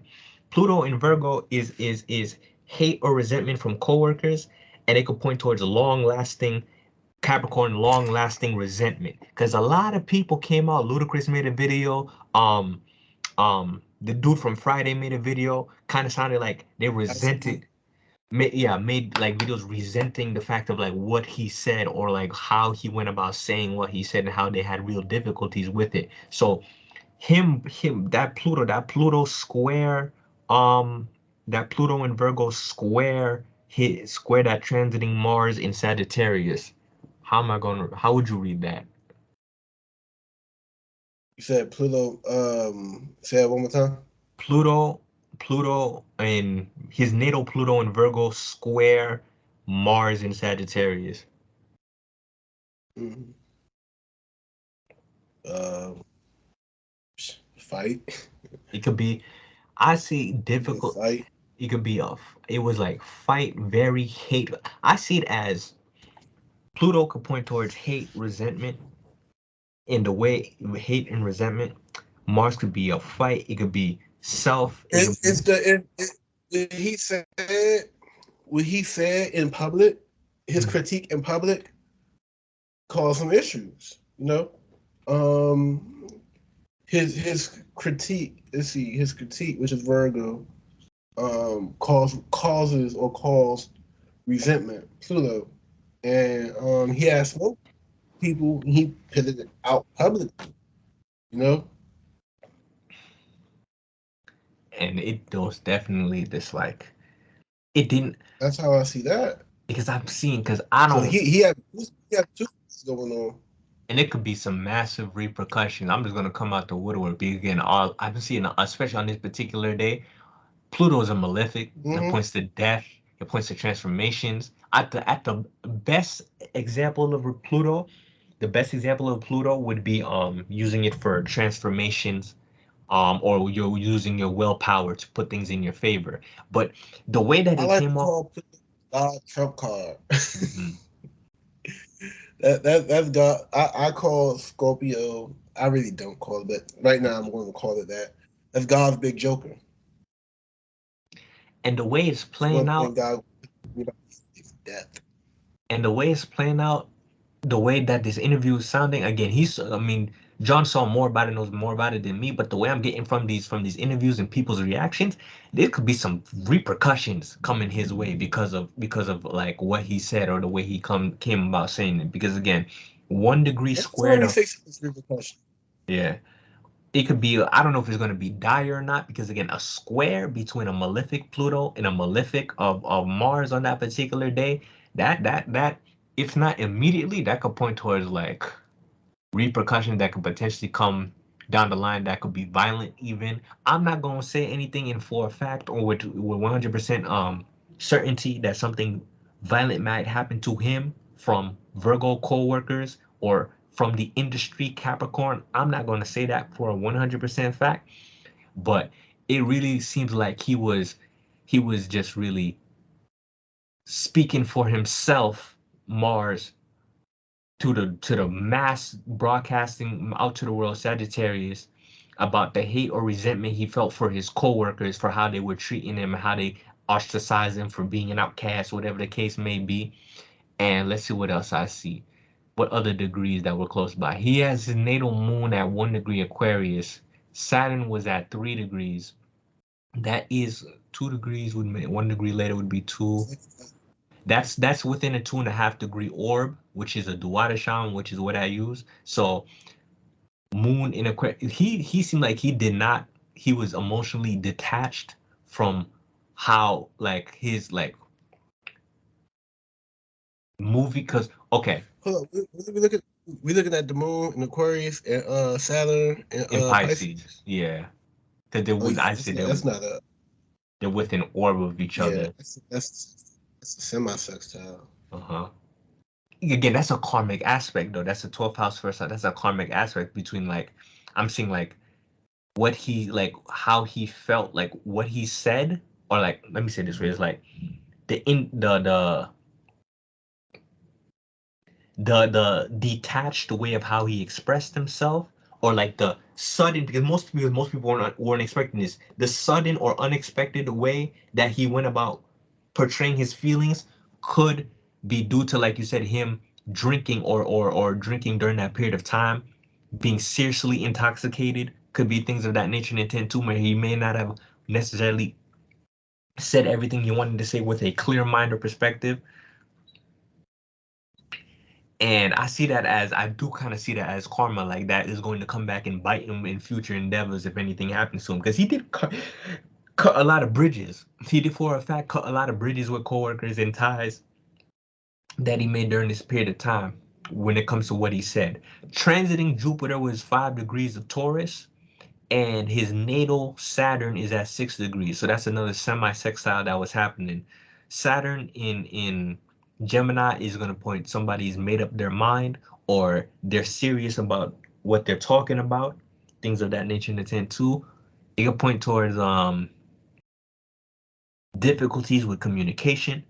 It points towards mind control too, speaking in a way that you really have control over your words or whatever's coming out. But having that Jupiter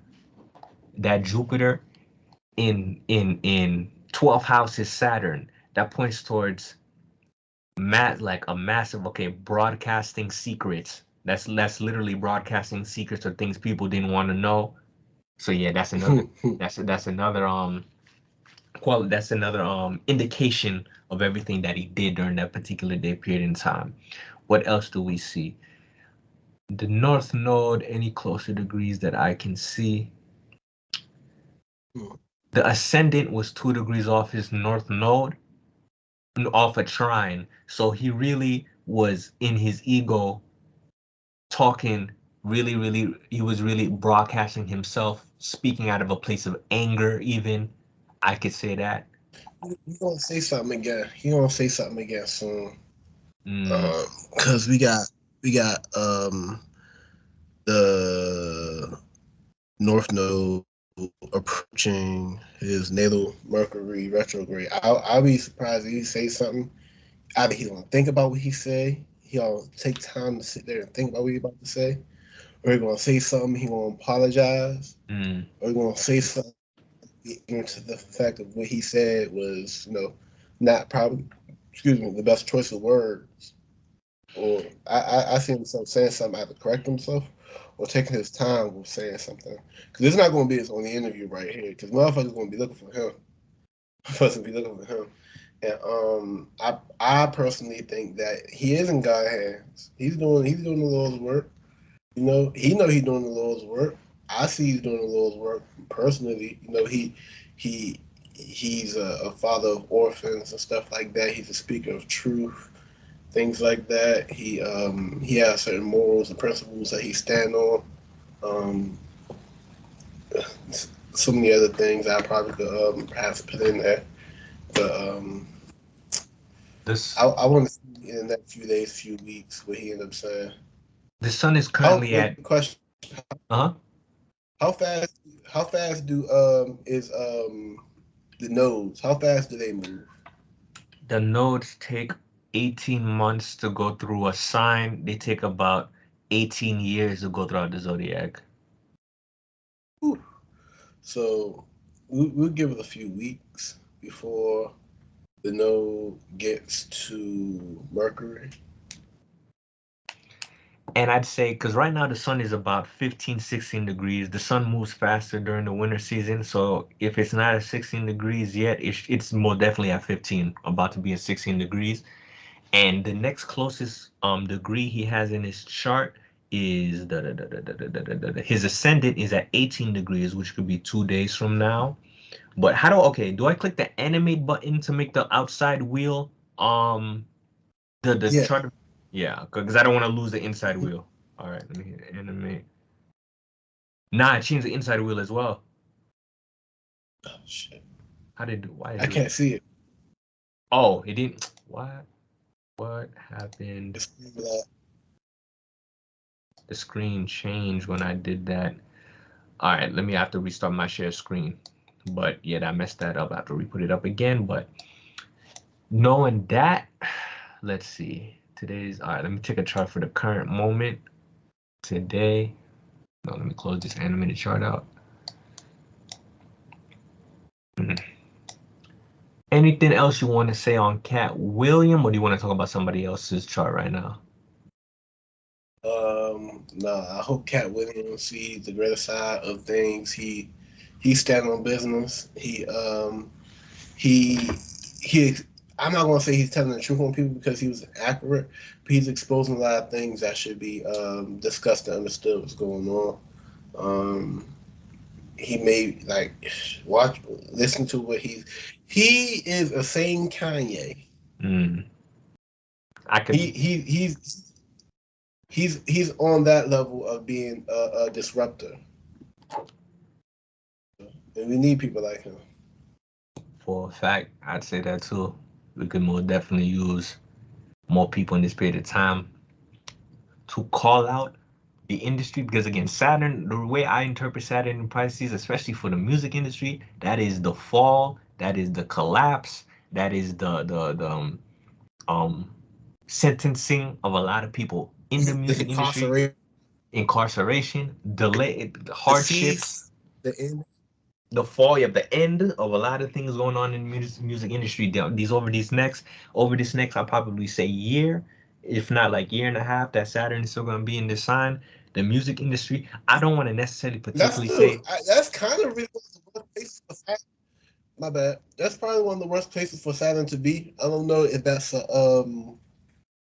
if it's dignified there, but you're talking about confinement and the ending in one place. mhm. Mm. And it's like that's just a lot of people, and especially in the rap scene, it's been,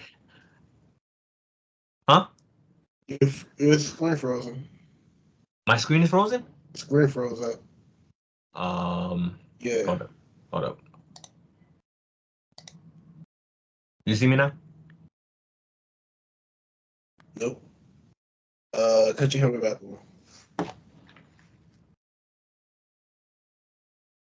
Hold up. Oh, I'm getting sleepy. I bet.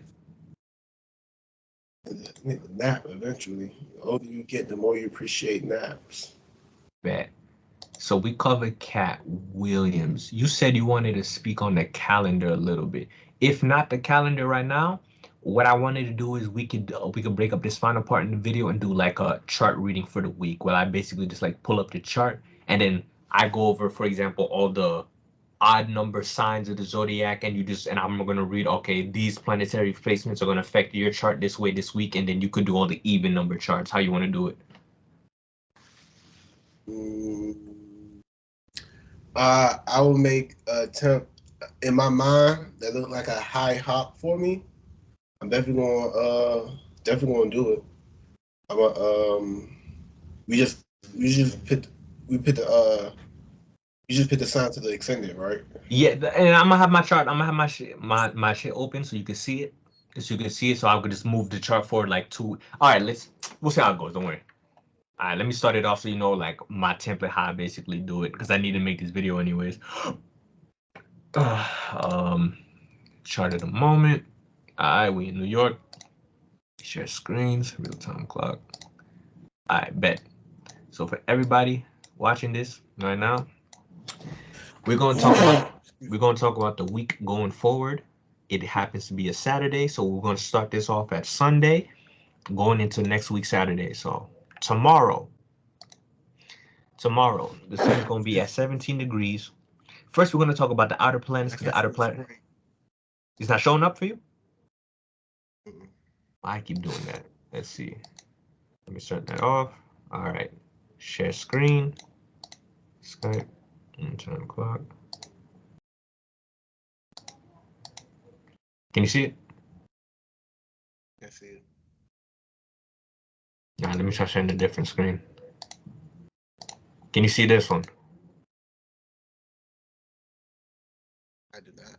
It's just a black screen for you. How's it showing up? It's a white screen. Can't see it. It's a white screen for some reason. Still, yeah. Interesting. I bet. You want to try sharing your screen, and then I'll just tell you how to move the chart so I can see it.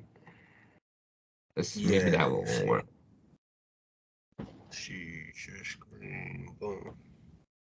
Let's see. Yeah, that shit a white.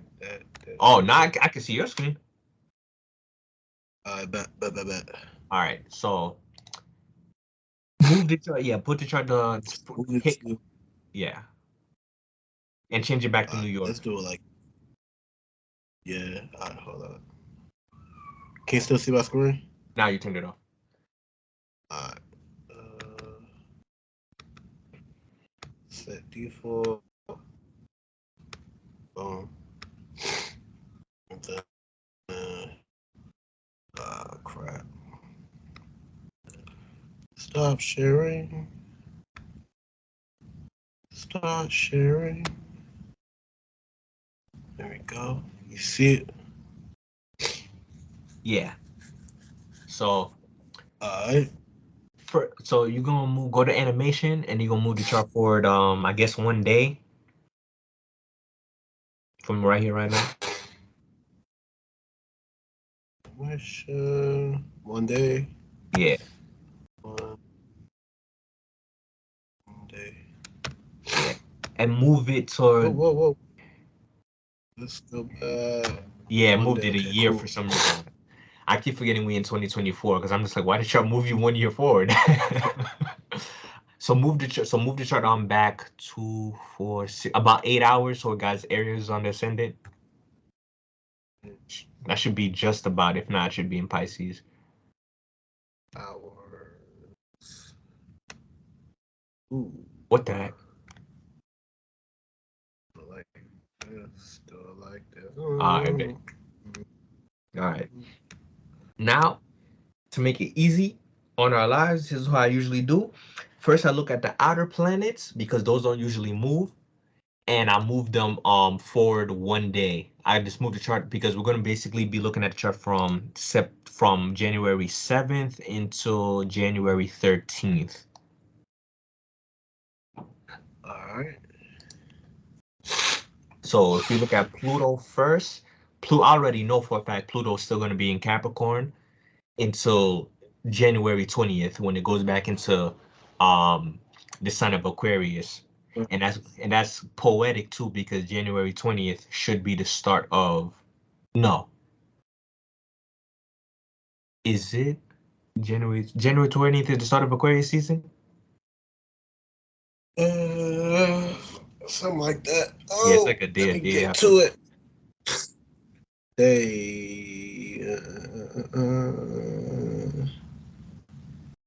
is.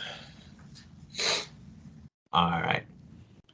So you can move your chart forward. 3 hours, 2 hours? No, move it forward a day. We're just gonna move it forward 1 day. We're just gonna be looking for planets that may be crossing over cusps and things like that. Just keep moving it 1 day until the 13th, and we see how many things change. The only thing that primarily changes is the moon, but we'll see. That's 1 day. All right. So Neptune so for everybody watching out, Neptune is going to, okay, Pluto's going to stay in Capricorn. Neptune is going to stay in Pisces. Uranus is going to stay in Taurus, and Saturn is going to be staying in off the top. Yeah, it's going to be staying in Pisces.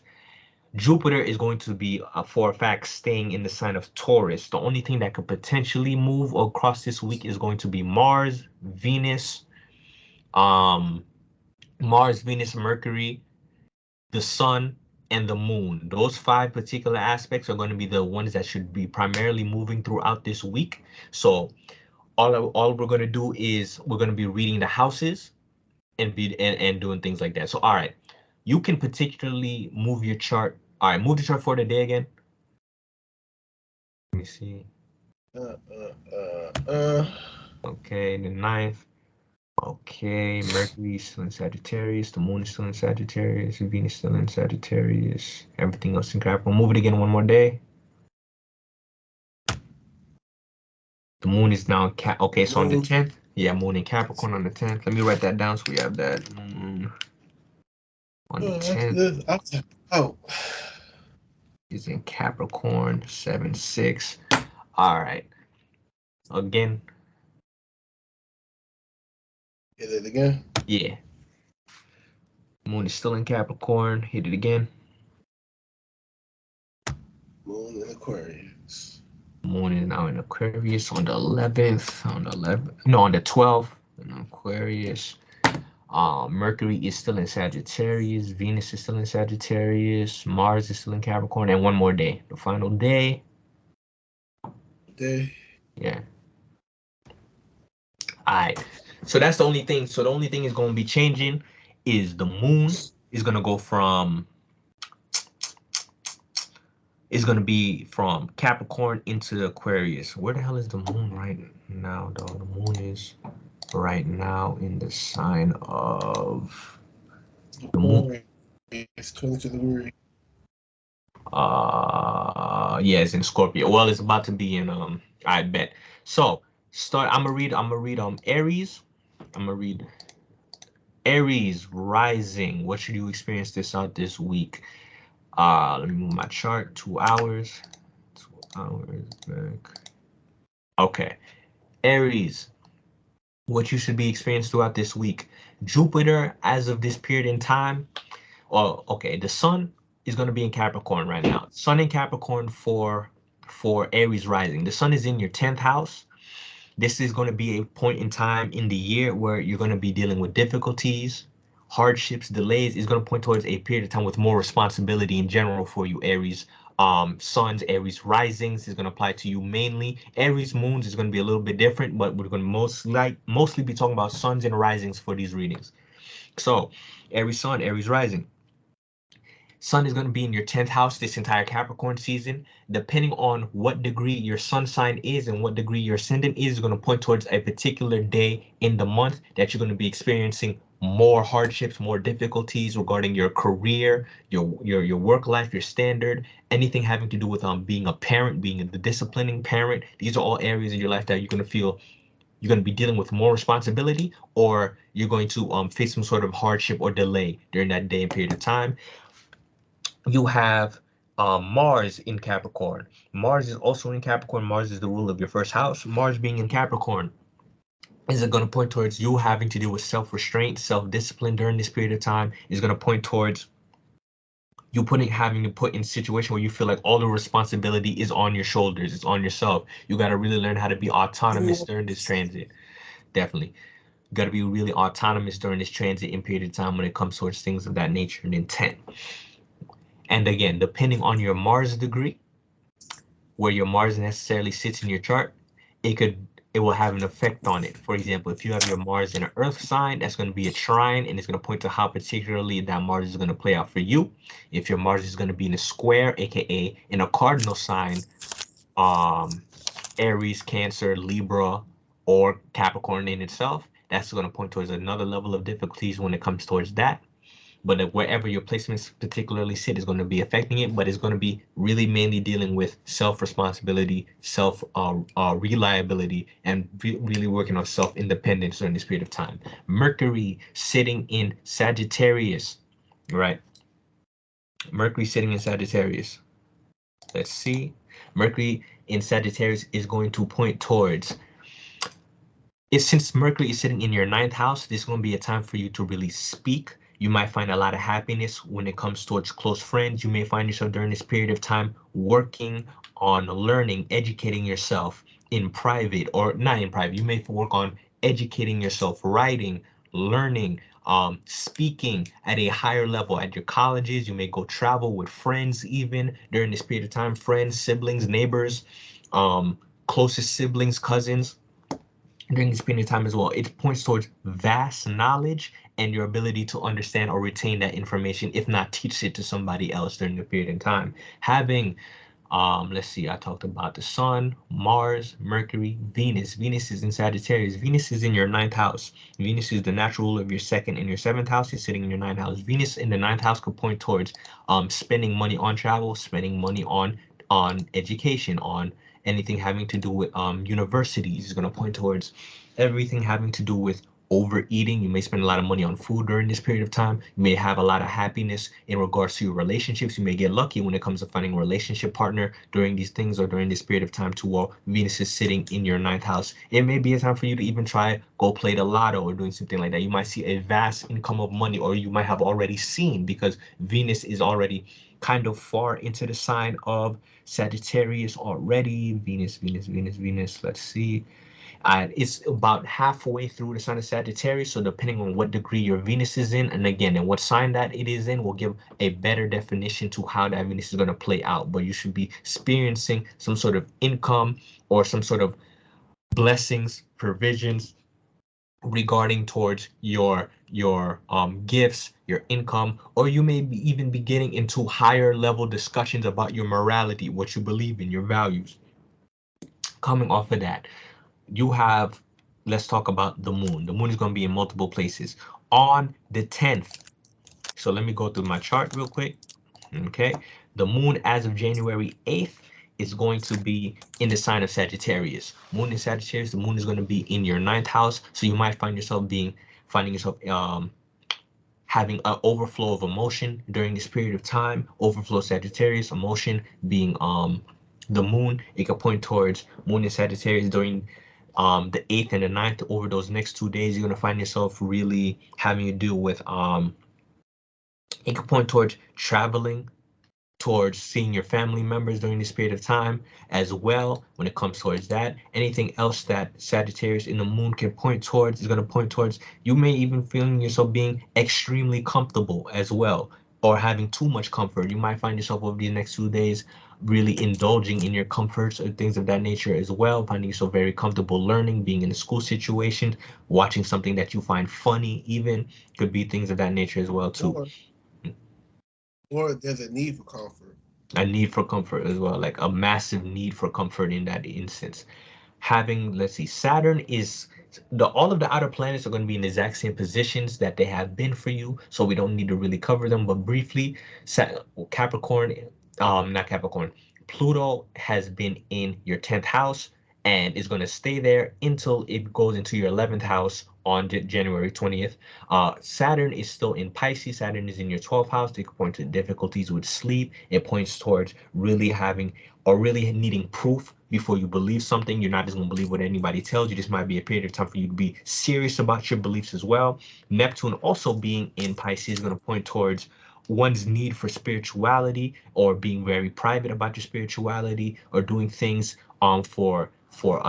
doing things for hospitals, doing things for orphanages, helping or giving needed compassion in private without letting people know. You've been like that for the longest period of time, and you're going to stay like that for a little minute longer. Let's see, the North Node is in your first house, another placement that's going to stay there. North Node in Aries. This is being a period of time for you to really be yourself. This is the time where your life is pushing you in a direction to do more things for yourself and things of that nature in the 10th. Uranus has been in your second house. This points towards sudden increases of money, sudden decreases of money, calamity, spending money on friends, friends spending money on you. It points towards internet. You may be finding new sources of making money through the internet, spending more money on humanity, having more value in humanity, humanitarian affairs, things like that, spending more money on the city, finding yourself having very unique values compared to other people, things of that nature and intent. All right. And now I'm going to throw Taurus rising to John. He can start on whatever day that he wants, either the 8th, the 13th, whenever. All right. Hopefully, I don't fall asleep mid mid mid delineation. I was thinking. Stop playing. All right, 2. That's just 2 hours. Mhm. All right. So, Taurus, what you hungry ass? Your chart ruler will be in the 7th house, Sagittarius. If you have a hot date, excuse me, fellas, take it somewhere nice, somewhere y'all can experience culture together. See, it could also be money, a refund. Hopefully, y'all wasn't going somewhere foreign and buying y'all things because y'all might be getting something back in the mail. Mercury is there. That's what. Let me not eat these Reese's Pieces while I'm talking. I'm sorry. I had to get some Reese's Pieces. I saw myself falling asleep. Yeah, I know y'all saw me too. Just not act like. Just not act like that ain't happening. Let me see what's going on. Avoid arguments with older people. Got Mars and Capricorn in the 8th house. It might cause resentment, or if you resent from things like that, seek forgiveness and write it off. Could be good karma. That's just my opinion. That's no spiritual advice or nothing like that. What we got going on? We have Saturn in the 10th. That could be delays, maybe going to go have some fun, whether it's going to the bar or going to go do something with your friends or something, going out, being in public with friends. What else we got going on? We got Neptune in Pisces. That could be being publicly intoxicated, which I would hope not, or just like being out smoking in public, smoking weed in public, stuff like that, smoking around friends, for that matter, because that's on the cusp. Or being around alcohol in public, or having an encounter with someone who's homeless, and maybe you don't even know that they're homeless.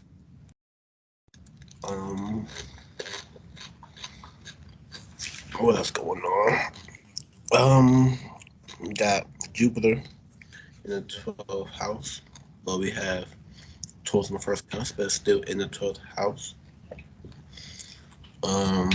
I would say do not overindulge in eating. I'm not sure if you'll add on to your whole aesthetics and looks, Taurus risings and stuff like that. But, be mindful of overindulging. What else do I see?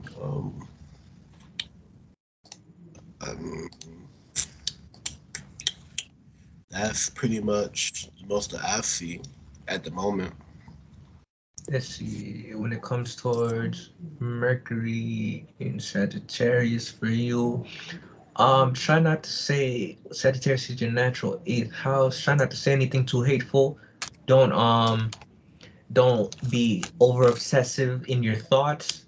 Don't try to like over obsess over anything that somebody may say to you that might be hurtful words, things of that nature. Having the moon over these next couple of days, I could say for you, moon in Aquarius could be moon in Aquarius, moon gonna be in your 10th house. So I'd say what day did I put? Having the moon in Aquarius over the 12th in the 13, those may be days where you may be emotionally tough, may be hard. During those periods of time, you may not care what anybody got to say to you over those next 2 days or things of that nature and intent. Because I have naturally a moon in Capricorn, so I can have points in time too where I just my emotions just like or being emotionally stable during that period of time. I could say for that. But yeah, that's about it for Taurus. I'm gonna do Gemini right now. Going next into Gemini. All right, Geminis. Gemini, you have well, you got a lot going. First off, the sun is in your eighth house, Gemini. At the best end of the spectrum, this should be a time for you to really focus on transforming yourself, doing things like that. But the eighth house points to wounds, scars, sex. It could also point towards life or death scenarios or situations. What, You could what point time to are you looking at? huh? What time is it on your chart? Oh, I'm using January 8th, 150. I mean, it does I'm not necessarily using the time of day. I'm really just really reading about like with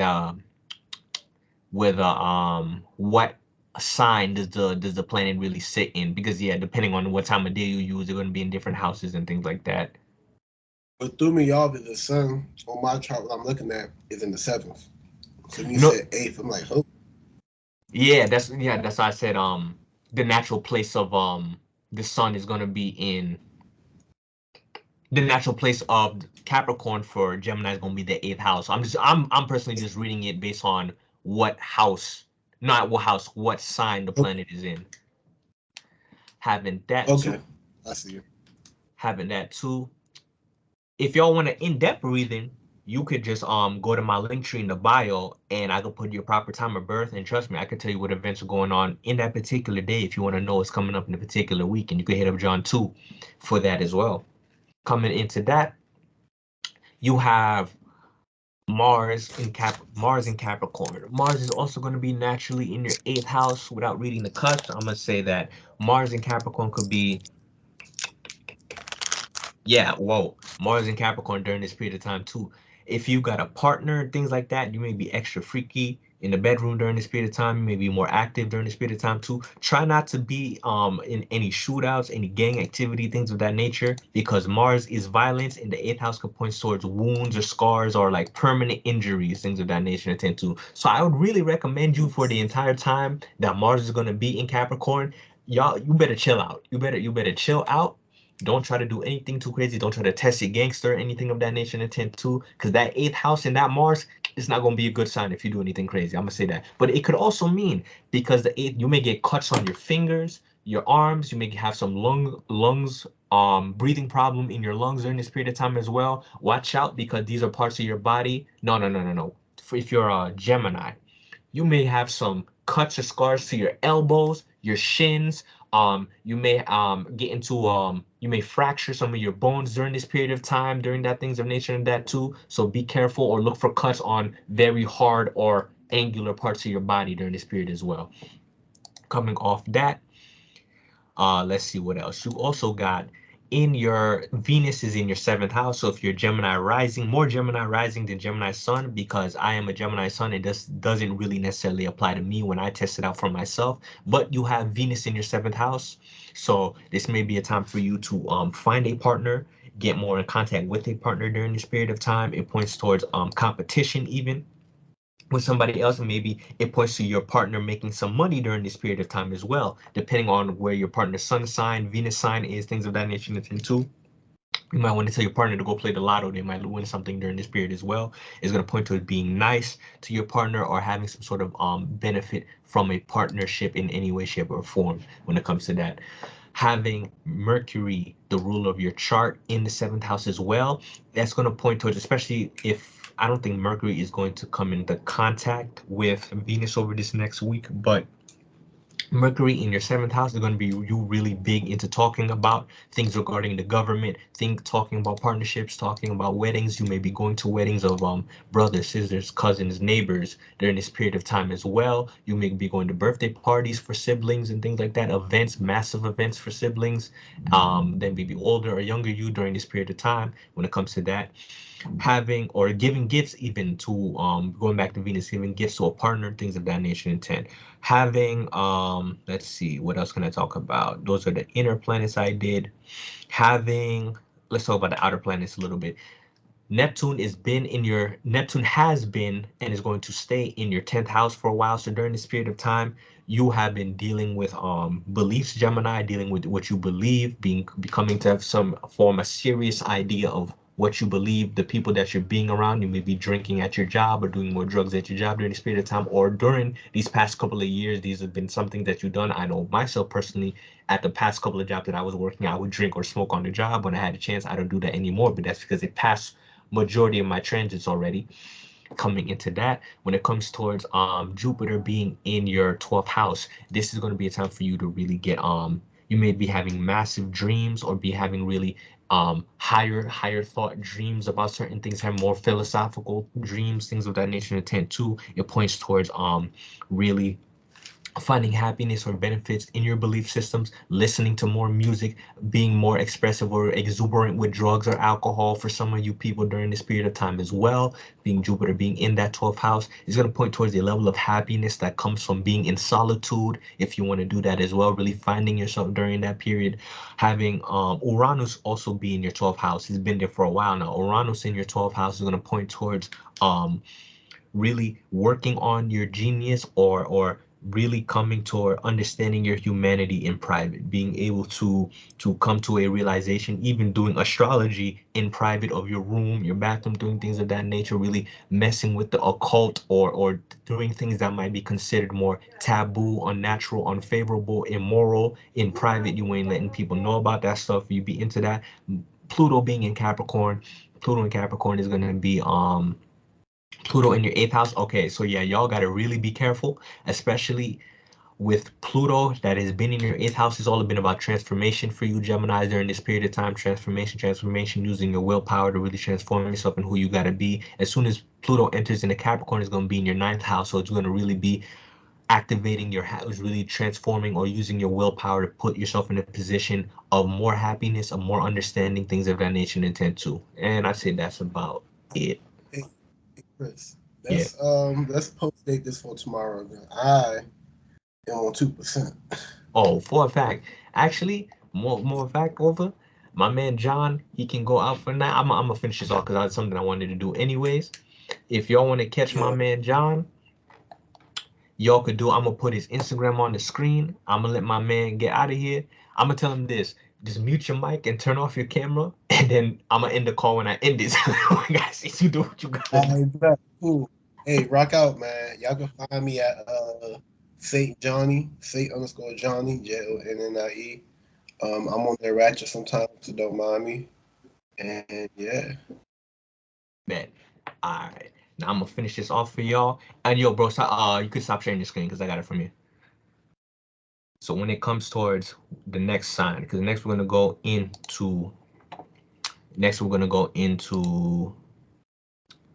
Cancer. Cancer is going to be the sign that's coming next. Cancer is in your 7th house. You're going to have the sun. The sun is in your 7th house. You've been dealing more with relationship based things during this period of time, government relating things, anything having to do with going towards court dates, court proceedings, things of that nature, and having to do with being fair. You can be going towards parties, going towards celebrations during this period of time, during this month as well. Having Pluto has been sitting in your 7th house for the longest period of time. Really transformation of how you see your relationships, how you do things when it comes to government, how you perceive things when it comes to that affair. Mars is in your 7th house as well, so this can point towards a period of time where you may be thinking of yourself or being more of yourself in the relationship sphere during this period of time.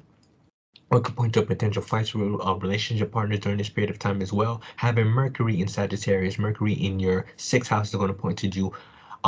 You've been putting in the work during this period of time, speaking more with coworkers, allowing yourself to think more about your health, your diet, putting in more work towards your health, your diet, your career, your activities, things of that nature. Intent two, having Venus into your 6th house. Venus in your 6th house is going to point to you making more money from what you work on or finding more benefit from what you work on as well too. Benefit from coworkers, spending more time finding more value in coworkers, in your craft, in your work, in your health, things of that nature. Maybe being even very picky with your diet during this period of time. Having Saturn on the 9th cusp. Saturn on the 9th cusp is going to point towards or in your ninth house. Saturn in your ninth house points towards difficulty, restraints when it comes towards happiness, or becoming very serious about travel, about your education. Delays and difficulties with travel and education, even for some people, is going to point towards everything having to do with really understanding your foundations when it comes towards what you really believe at the highest aspects. Coming after that, Neptune has been in your ninth house, is going to point towards Neptune is naturally in your ninth house, so being in a place of happiness or understanding or higher learning during this period of time for these past like 13, not even 13, about 10 years or so has been some sort of a big concern for you, having to do with foreign affairs and things of that nature and intent. The North Node and Chiron are both in your 10th house. North Node is going to point towards your destiny. You've been during this entire North Node transiting towards your 10th is going to point towards you being put in more situations where you have to deal with responsibility as well. Having Jupiter in the 11th and Uranus in the 11th. Jupiter in the 11th is going to point towards you having a lot of benefits or happiness from friends, meeting new friends from different foreign places, online even. It's going to point towards you having a sense of higher thinking, higher learning when it comes towards humanity, a higher perspective on humanity. And Uranus naturally sitting in the 11th house for you, Cancer, is going to point towards, or sitting in your 11th house is going to point towards you having a very humanitarian view when it comes to your friends, being very, very rebellious, being the unique one, the standout one when it comes to your friendships, doing things like that. Let's see, 2 hours later, let's go to Leos now. Leos, you have Venus in your fifth house. There's going to be luck or happiness or potential luck or happiness when it comes towards partnerships and things of that nature, going towards parties, going to things that you find fun or interesting during this period of time as well, going over this next week, having Mercury in Mercury in your fifth house as well is going to point towards a lot of Leos during this period of time, running their mouths, talking with a lot of confidence, speaking, having more fun with their friends, neighbors, close siblings, brothers, sisters, things of that nature and intent. Two, having Mars in Capricorn. Mars in your sixth house, putting in the work actively to learn, improve, craft something, being more accurate, putting yourself in more situations. You may be having fight with coworkers during this period of time too, as Mars is stationed in your sixth house. The Sun is currently in your sixth house, so this has been a time for Leos to bring the receipts. You'll have been bringing receipts, speaking on things that are factual, putting yourself in positions where you really have to be the one who has to really clarify things and make them accurate. Pluto has been in your sixth house, so y'all know how that's going to be, but it's going to point towards you really transforming your health, your life, your things around that nature in the sense too, your working situation, your work environment. You may have been hating your job during this past period of time, but Pluto's about to go into your seventh. There's going to be a change when it comes towards your relationship partner or the health of your partners or your entire partnership life. Okay, coming in towards Saturn being in the eighth house. Saturn in your eighth house is difficulties, loss, hardships, or really getting your life in order. Is literally getting your life, eighth house, in order. Capricorn, taking things serious when it comes to that regard or intent. Having Neptune being in the eighth house as well is really finding out what you believe in regarding to life. It could point towards you being more spiritual, doing things and then being more intense in your spirituality, having hidden beliefs that you may have. You may be keeping your beliefs secret or private or hidden as well during this period as well. Leos, having North Node, Chiron in your ninth house is going to point towards you actively during this period of time, actively searching for things to do for yourself. You're traveling more, you're learning, you're educating yourself more during this period of time, making yourself happy during this period of time as well. Having Jupiter in your 10th house, massive fortune or luck or opportunities coming from your career sector. Your career, your job is going to be putting more opportunities in your face or to be educated through them. You may be working at your job and they may come up with a new program that if you go join this program or whatever the case may be, they may fund it for you so you can go learn under them a new skill or things of that nature and tend to. That also applies. You have Uranus in your 10th house as well. Uranus in your 10th house points to you're the unique one in your job sphere. It points to you being rebellious, the unique one. You'd like to stand out in your job sphere, though you tend to be very knowledgeable, genius, or you have a certain level of or you may be yeah, basically everything I just said. Coming off that, let's go into Virgos. Let me change the chart to Virgos. Now we're at you. Virgo Sun, Virgo Risings. In your fourth house, you have Venus that points towards provisions from the family, gifts, food. You may be getting gifts, benefits from the family, things of that nature is intent too. You may find new value and sense of your family. You may have a sweet tooth during this period of time. You may be eating more cupcakes, eating more sweets during this period of time as well, for some of you even. But really, that points towards benefits and blessings from your family as gaining some sort of or going to parties. Maybe you have family members that be throwing parties, festivals, events, weddings even that you have to deal with, court proceedings regarding family members during this period of time. Mercury is currently sitting in your fourth house as well. Mercury, the natural ruler of your chart, sitting in the fourth house, is going to point towards um, you really speaking how you feel, really saying what you need to say, speaking how you feel, thinking more emotionally, or thinking more about your family, even talking more to family members during this period of time is going to point towards being put in more situations around family members. Family members might be close brothers, sisters, neighbors, cousins, maybe popping up into your home for whatever the reason. I know this is the case with me where I've had cousins and things like that pop into my house. I'm like, why are y'all here all of a sudden? But now I know why. Having um Mars has just entered your fifth house. Mars in your fifth house, you're gonna be feeling yourself. It's gonna be a period of self-love during this period of time as well. It's gonna point towards you being active towards the being creative. But the thing about Virgos is they have a very unique sense of, well, I wouldn't say unique, they have a very profound way of how they experience fun and love. When Virgos are doing something productive or creative, it's really have to be towards it's got to be perfect, or it's got to be at the peak of what they got to do. Capricorn represents the peak of things. It points towards the highest extent of the chart. It points towards things being like refined. They got to be refined. Y'all, we be Capricorns, not Capricorns. Virgos are not having fun unless whatever they're doing it to the best of their ability. And having Mars, you're going to be actively doing things to the best of your ability when you can during this period of time as well. When it comes towards that, or you're going to be active towards love situations or active towards more romantic situation during this period of time. Having the Sun being in the eighth house, same thing that I'm saying for Mars, you're going to find yourself in more love situations. You're going to find yourself being more in your ego during this period of time. You're going to find yourself having more of a sense of fun or joy in the things that you do. Pluto has been stationing your fifth house for the longest period of time now, Virgos. Is going to be entering your sixth house on the 20th. Pluto was already in the sign of Aquarius for a short period of time back in March. No, back in, I think it was March or May. It might have been May that it made a slow transition into the sixth house.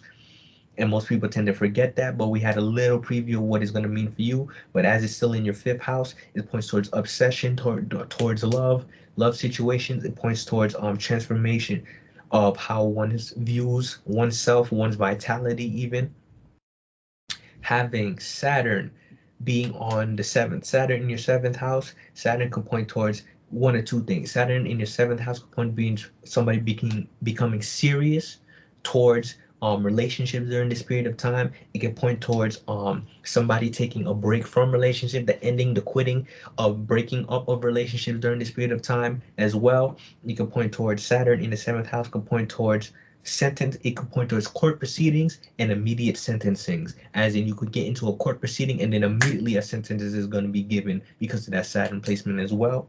You can point towards being very serious, being somebody of high status, high value.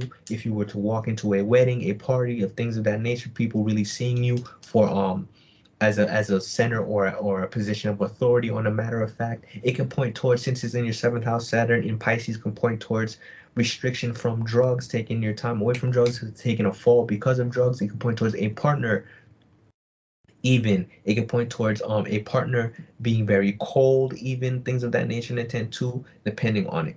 Having Neptune in the seventh is going to point towards, Neptune is naturally in the place of the seventh, is going to point towards really wanting a partner that's going to believe in you. Again, it could point towards a partner that is doing drugs, you doing drugs, or in a relationship. It could point towards belief, music, doing things of that nature. And two, it can point towards unclear situations in regard to romance from time to time as well, with it being in the, well, not in regards to partnerships, not necessarily romance, when it's in the seventh house. Having Chiron and Neptune, not Neptune, Chiron and the North Node in the eighth house. This is a time for transformation.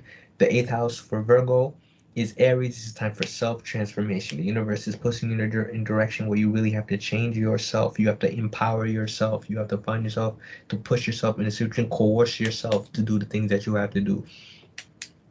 Jupiter in your ninth house, this is a time to really be thinking about your morals and your values. This is a time to be making a massive amount of income. This may be a time for you to be learning as much as you can, traveling to places for income, for food, for philosophy reasons, for morality reasons. It's going to point towards everything having to do with the education, travel, or benefits that come from everything having to do with real estate, nature, morality, or income. Having Uranus in your ninth house is you are when it comes towards what you are learning, you're learning on a broad scale about humanity. You may be learning astrology, you may be learning about humanity, you may be learning something scientific during this period of time as well, when it comes towards that. All right, let's go next. We're halfway through.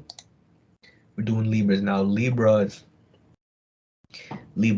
you have Venus and Mercury in, and I'm gonna start spitfying these things go faster. Here's a good rule of thumb. Anything that I said about um anything I said about Taurus is gonna be the same for Pisces. Anything I said about Gemini is going to be slightly the same for Aquarius. Anything I said about Cancer is going to be slightly the same for Capricorn, and anything I said about Leo is going to be slightly the same for Sagittarius. And Virgo is going to be slightly the same as Scorpios. The only two signs that are going to be naturally different are going to be Aries and Libra. So let me read Libra right now, and then I'm going to start spitfiring through the chart. Libras, you have Venus, Mercury, and Mars. Venus, Mercury, and Mars.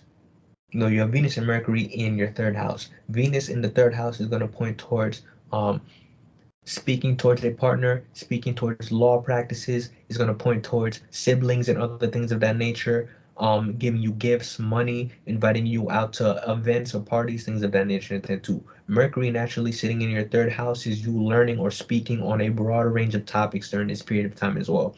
Mars being in your fourth house and the sun being in your fourth house.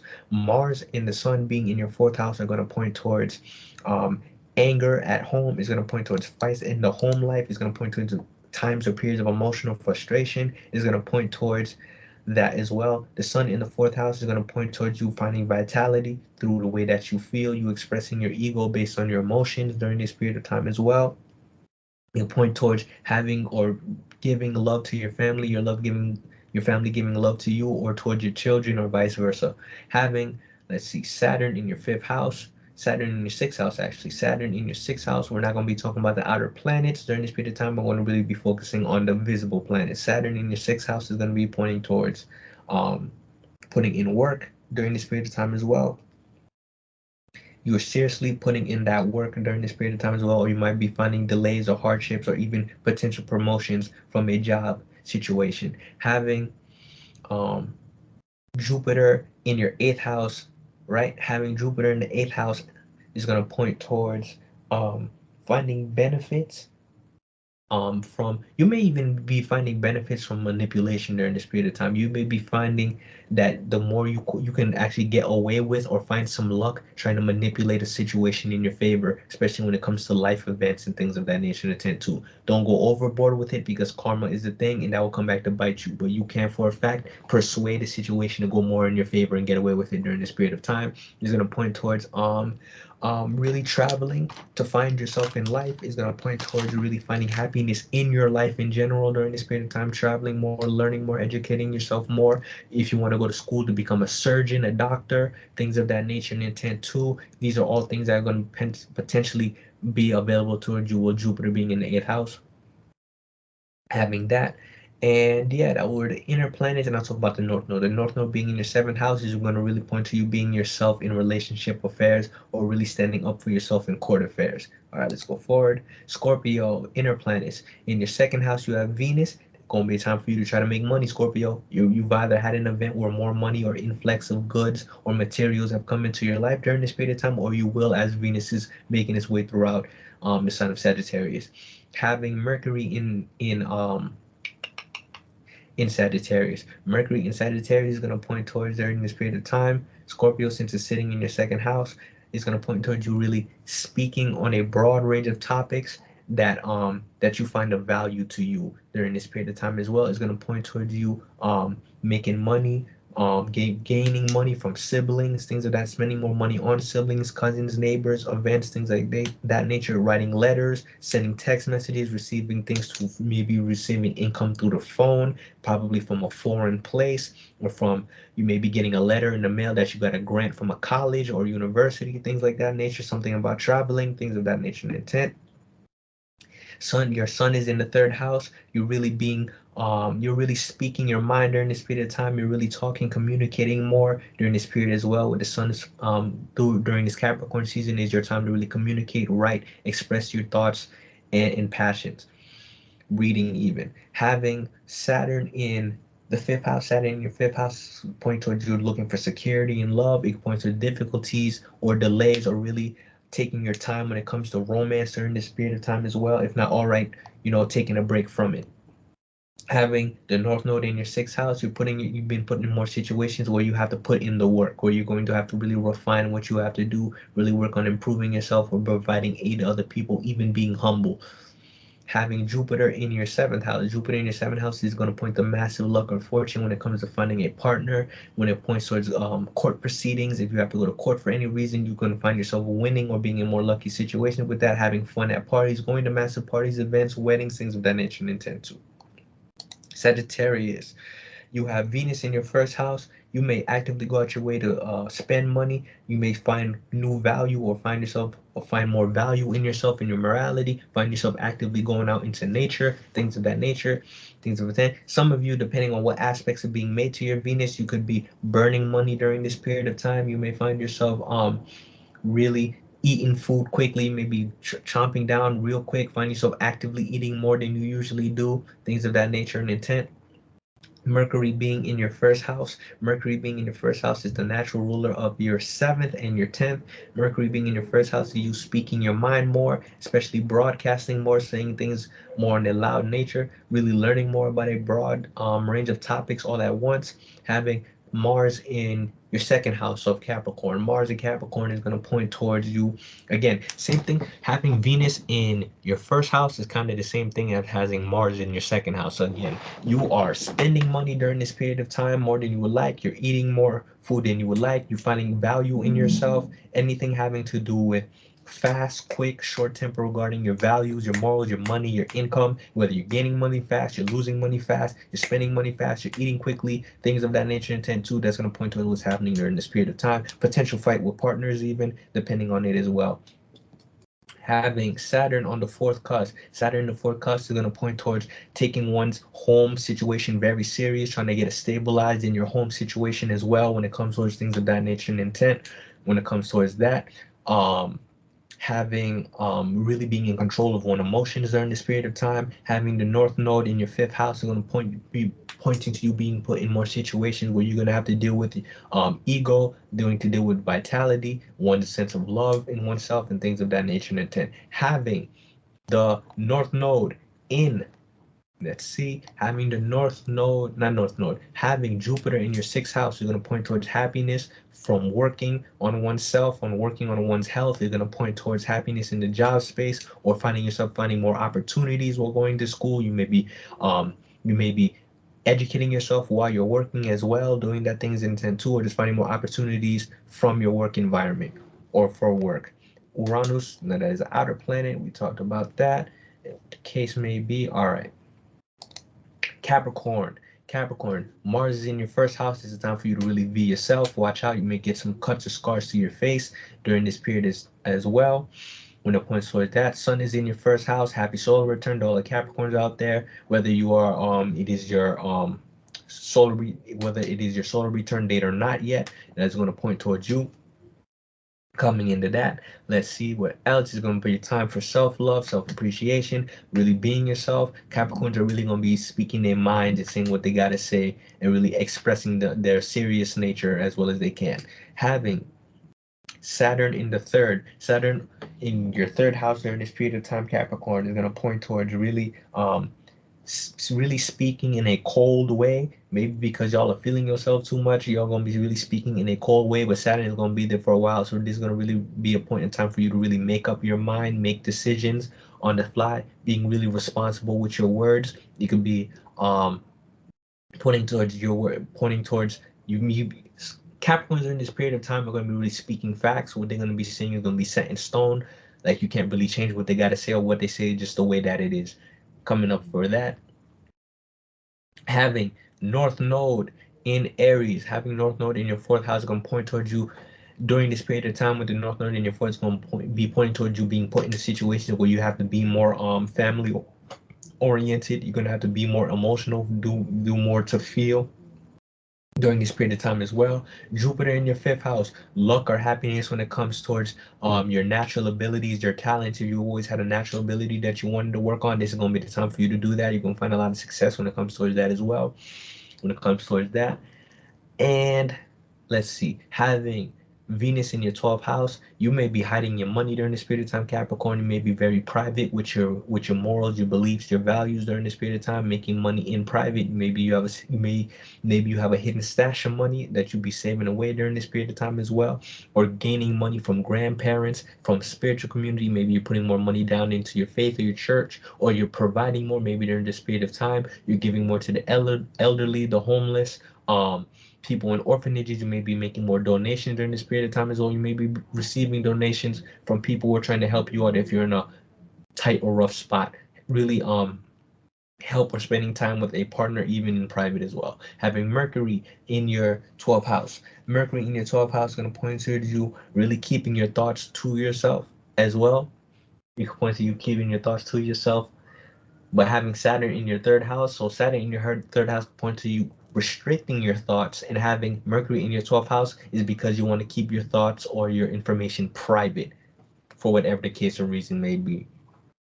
Coming off that, two more signs. We got Aquarius. Aquarius, you ain't got nothing in your first house, but you got Saturn in your second house. Could be difficulties, delays with money, or you're really getting serious about your money during this period of time. Having the North Node in your third house, this is going to be a time for you to really think. You got to put your mind to work. You got to really express yourself in what you got to say. You really got to learn something specific and really learn that information. It's not really necessarily a time for you to be learning a broad range of things, but we'll see how that plays out because you have Jupiter in the fourth, really happiness or benefits from your family during this period of time, really traveling with your family, going to see family that lives very far away is going to point towards a time of a massive overflow of emotion for you. Having Venus in your 11th house is going to point towards you spending money or time or valuable time with friends, with acquaintances during this period of time as well. Having Mercury in your 11th house. Mercury in your 11th house is really you speaking on things that you are very knowledgeable about, being very unique, innocent in how you express yourself during this period of time as well. Having Mars in your 12th house is going to point towards you really keeping your anger private, really being yourself in private, doing things for yourself in private. Sun is in your 12th house, so you may be finding yourself during this period of time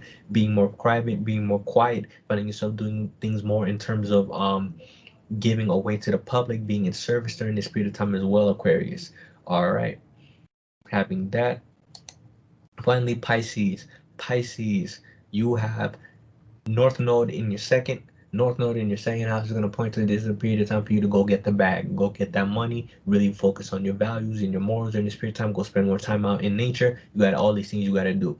Having Jupiter in your third house, Jupiter being in Your third house is going to point towards you learning at a massive rate and scale. During this period of time, you're going to be learning a broad range of information. During this period of time, Pisces, it's time for you to really collect information on all the things that you can around you, especially learn, or you're going to be in situations where you're going to find opportunities through siblings, neighbors, cousins for things that you want, especially regarding income. You're going to be learning from and finding opportunities from these people in your lives, things of that nature. In the 10th, too, having Venus on the 10th cusp or having Venus in the 10th house is going to point towards difficulties or really getting serious about your monetary situation during this period of time as well. Pisces, these things you're going to have to pay attention towards.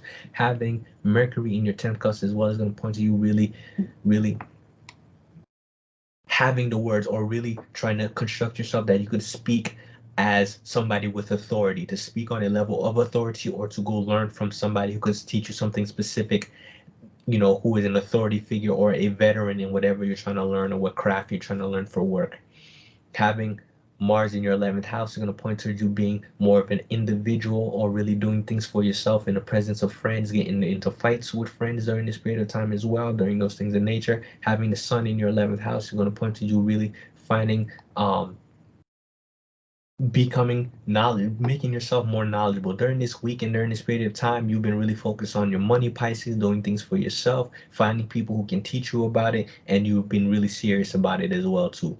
Having Saturn in your 12th is going to point to, yeah, this is not a period of time for you to just believe anything anybody's going to be telling you. What Saturn is transitioning through your 12th house, Pisces, or well, it would be in your first house actually. As Saturn is in your first house, this is going to be a period of time where you'd be serious, right? So you're taking yourself serious. You feel like all the responsibilities on your shoulders, and you got to do what you got to do. But that was been the reading for this week of the 7th to the 13th for all 12 signs.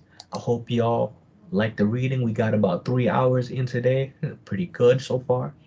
Go follow John on his channels. If you want an in-depth reading from me, you can find me Astrology Universe Official on YouTube, Astrology Universe on Astrology Universe LLC on TikTok, Chris Desir on Facebook, and I think Desir.Chris on Instagram. So you know where to find me. It's also gonna be here on YouTube. And I'm gonna catch y'all next time. Peace.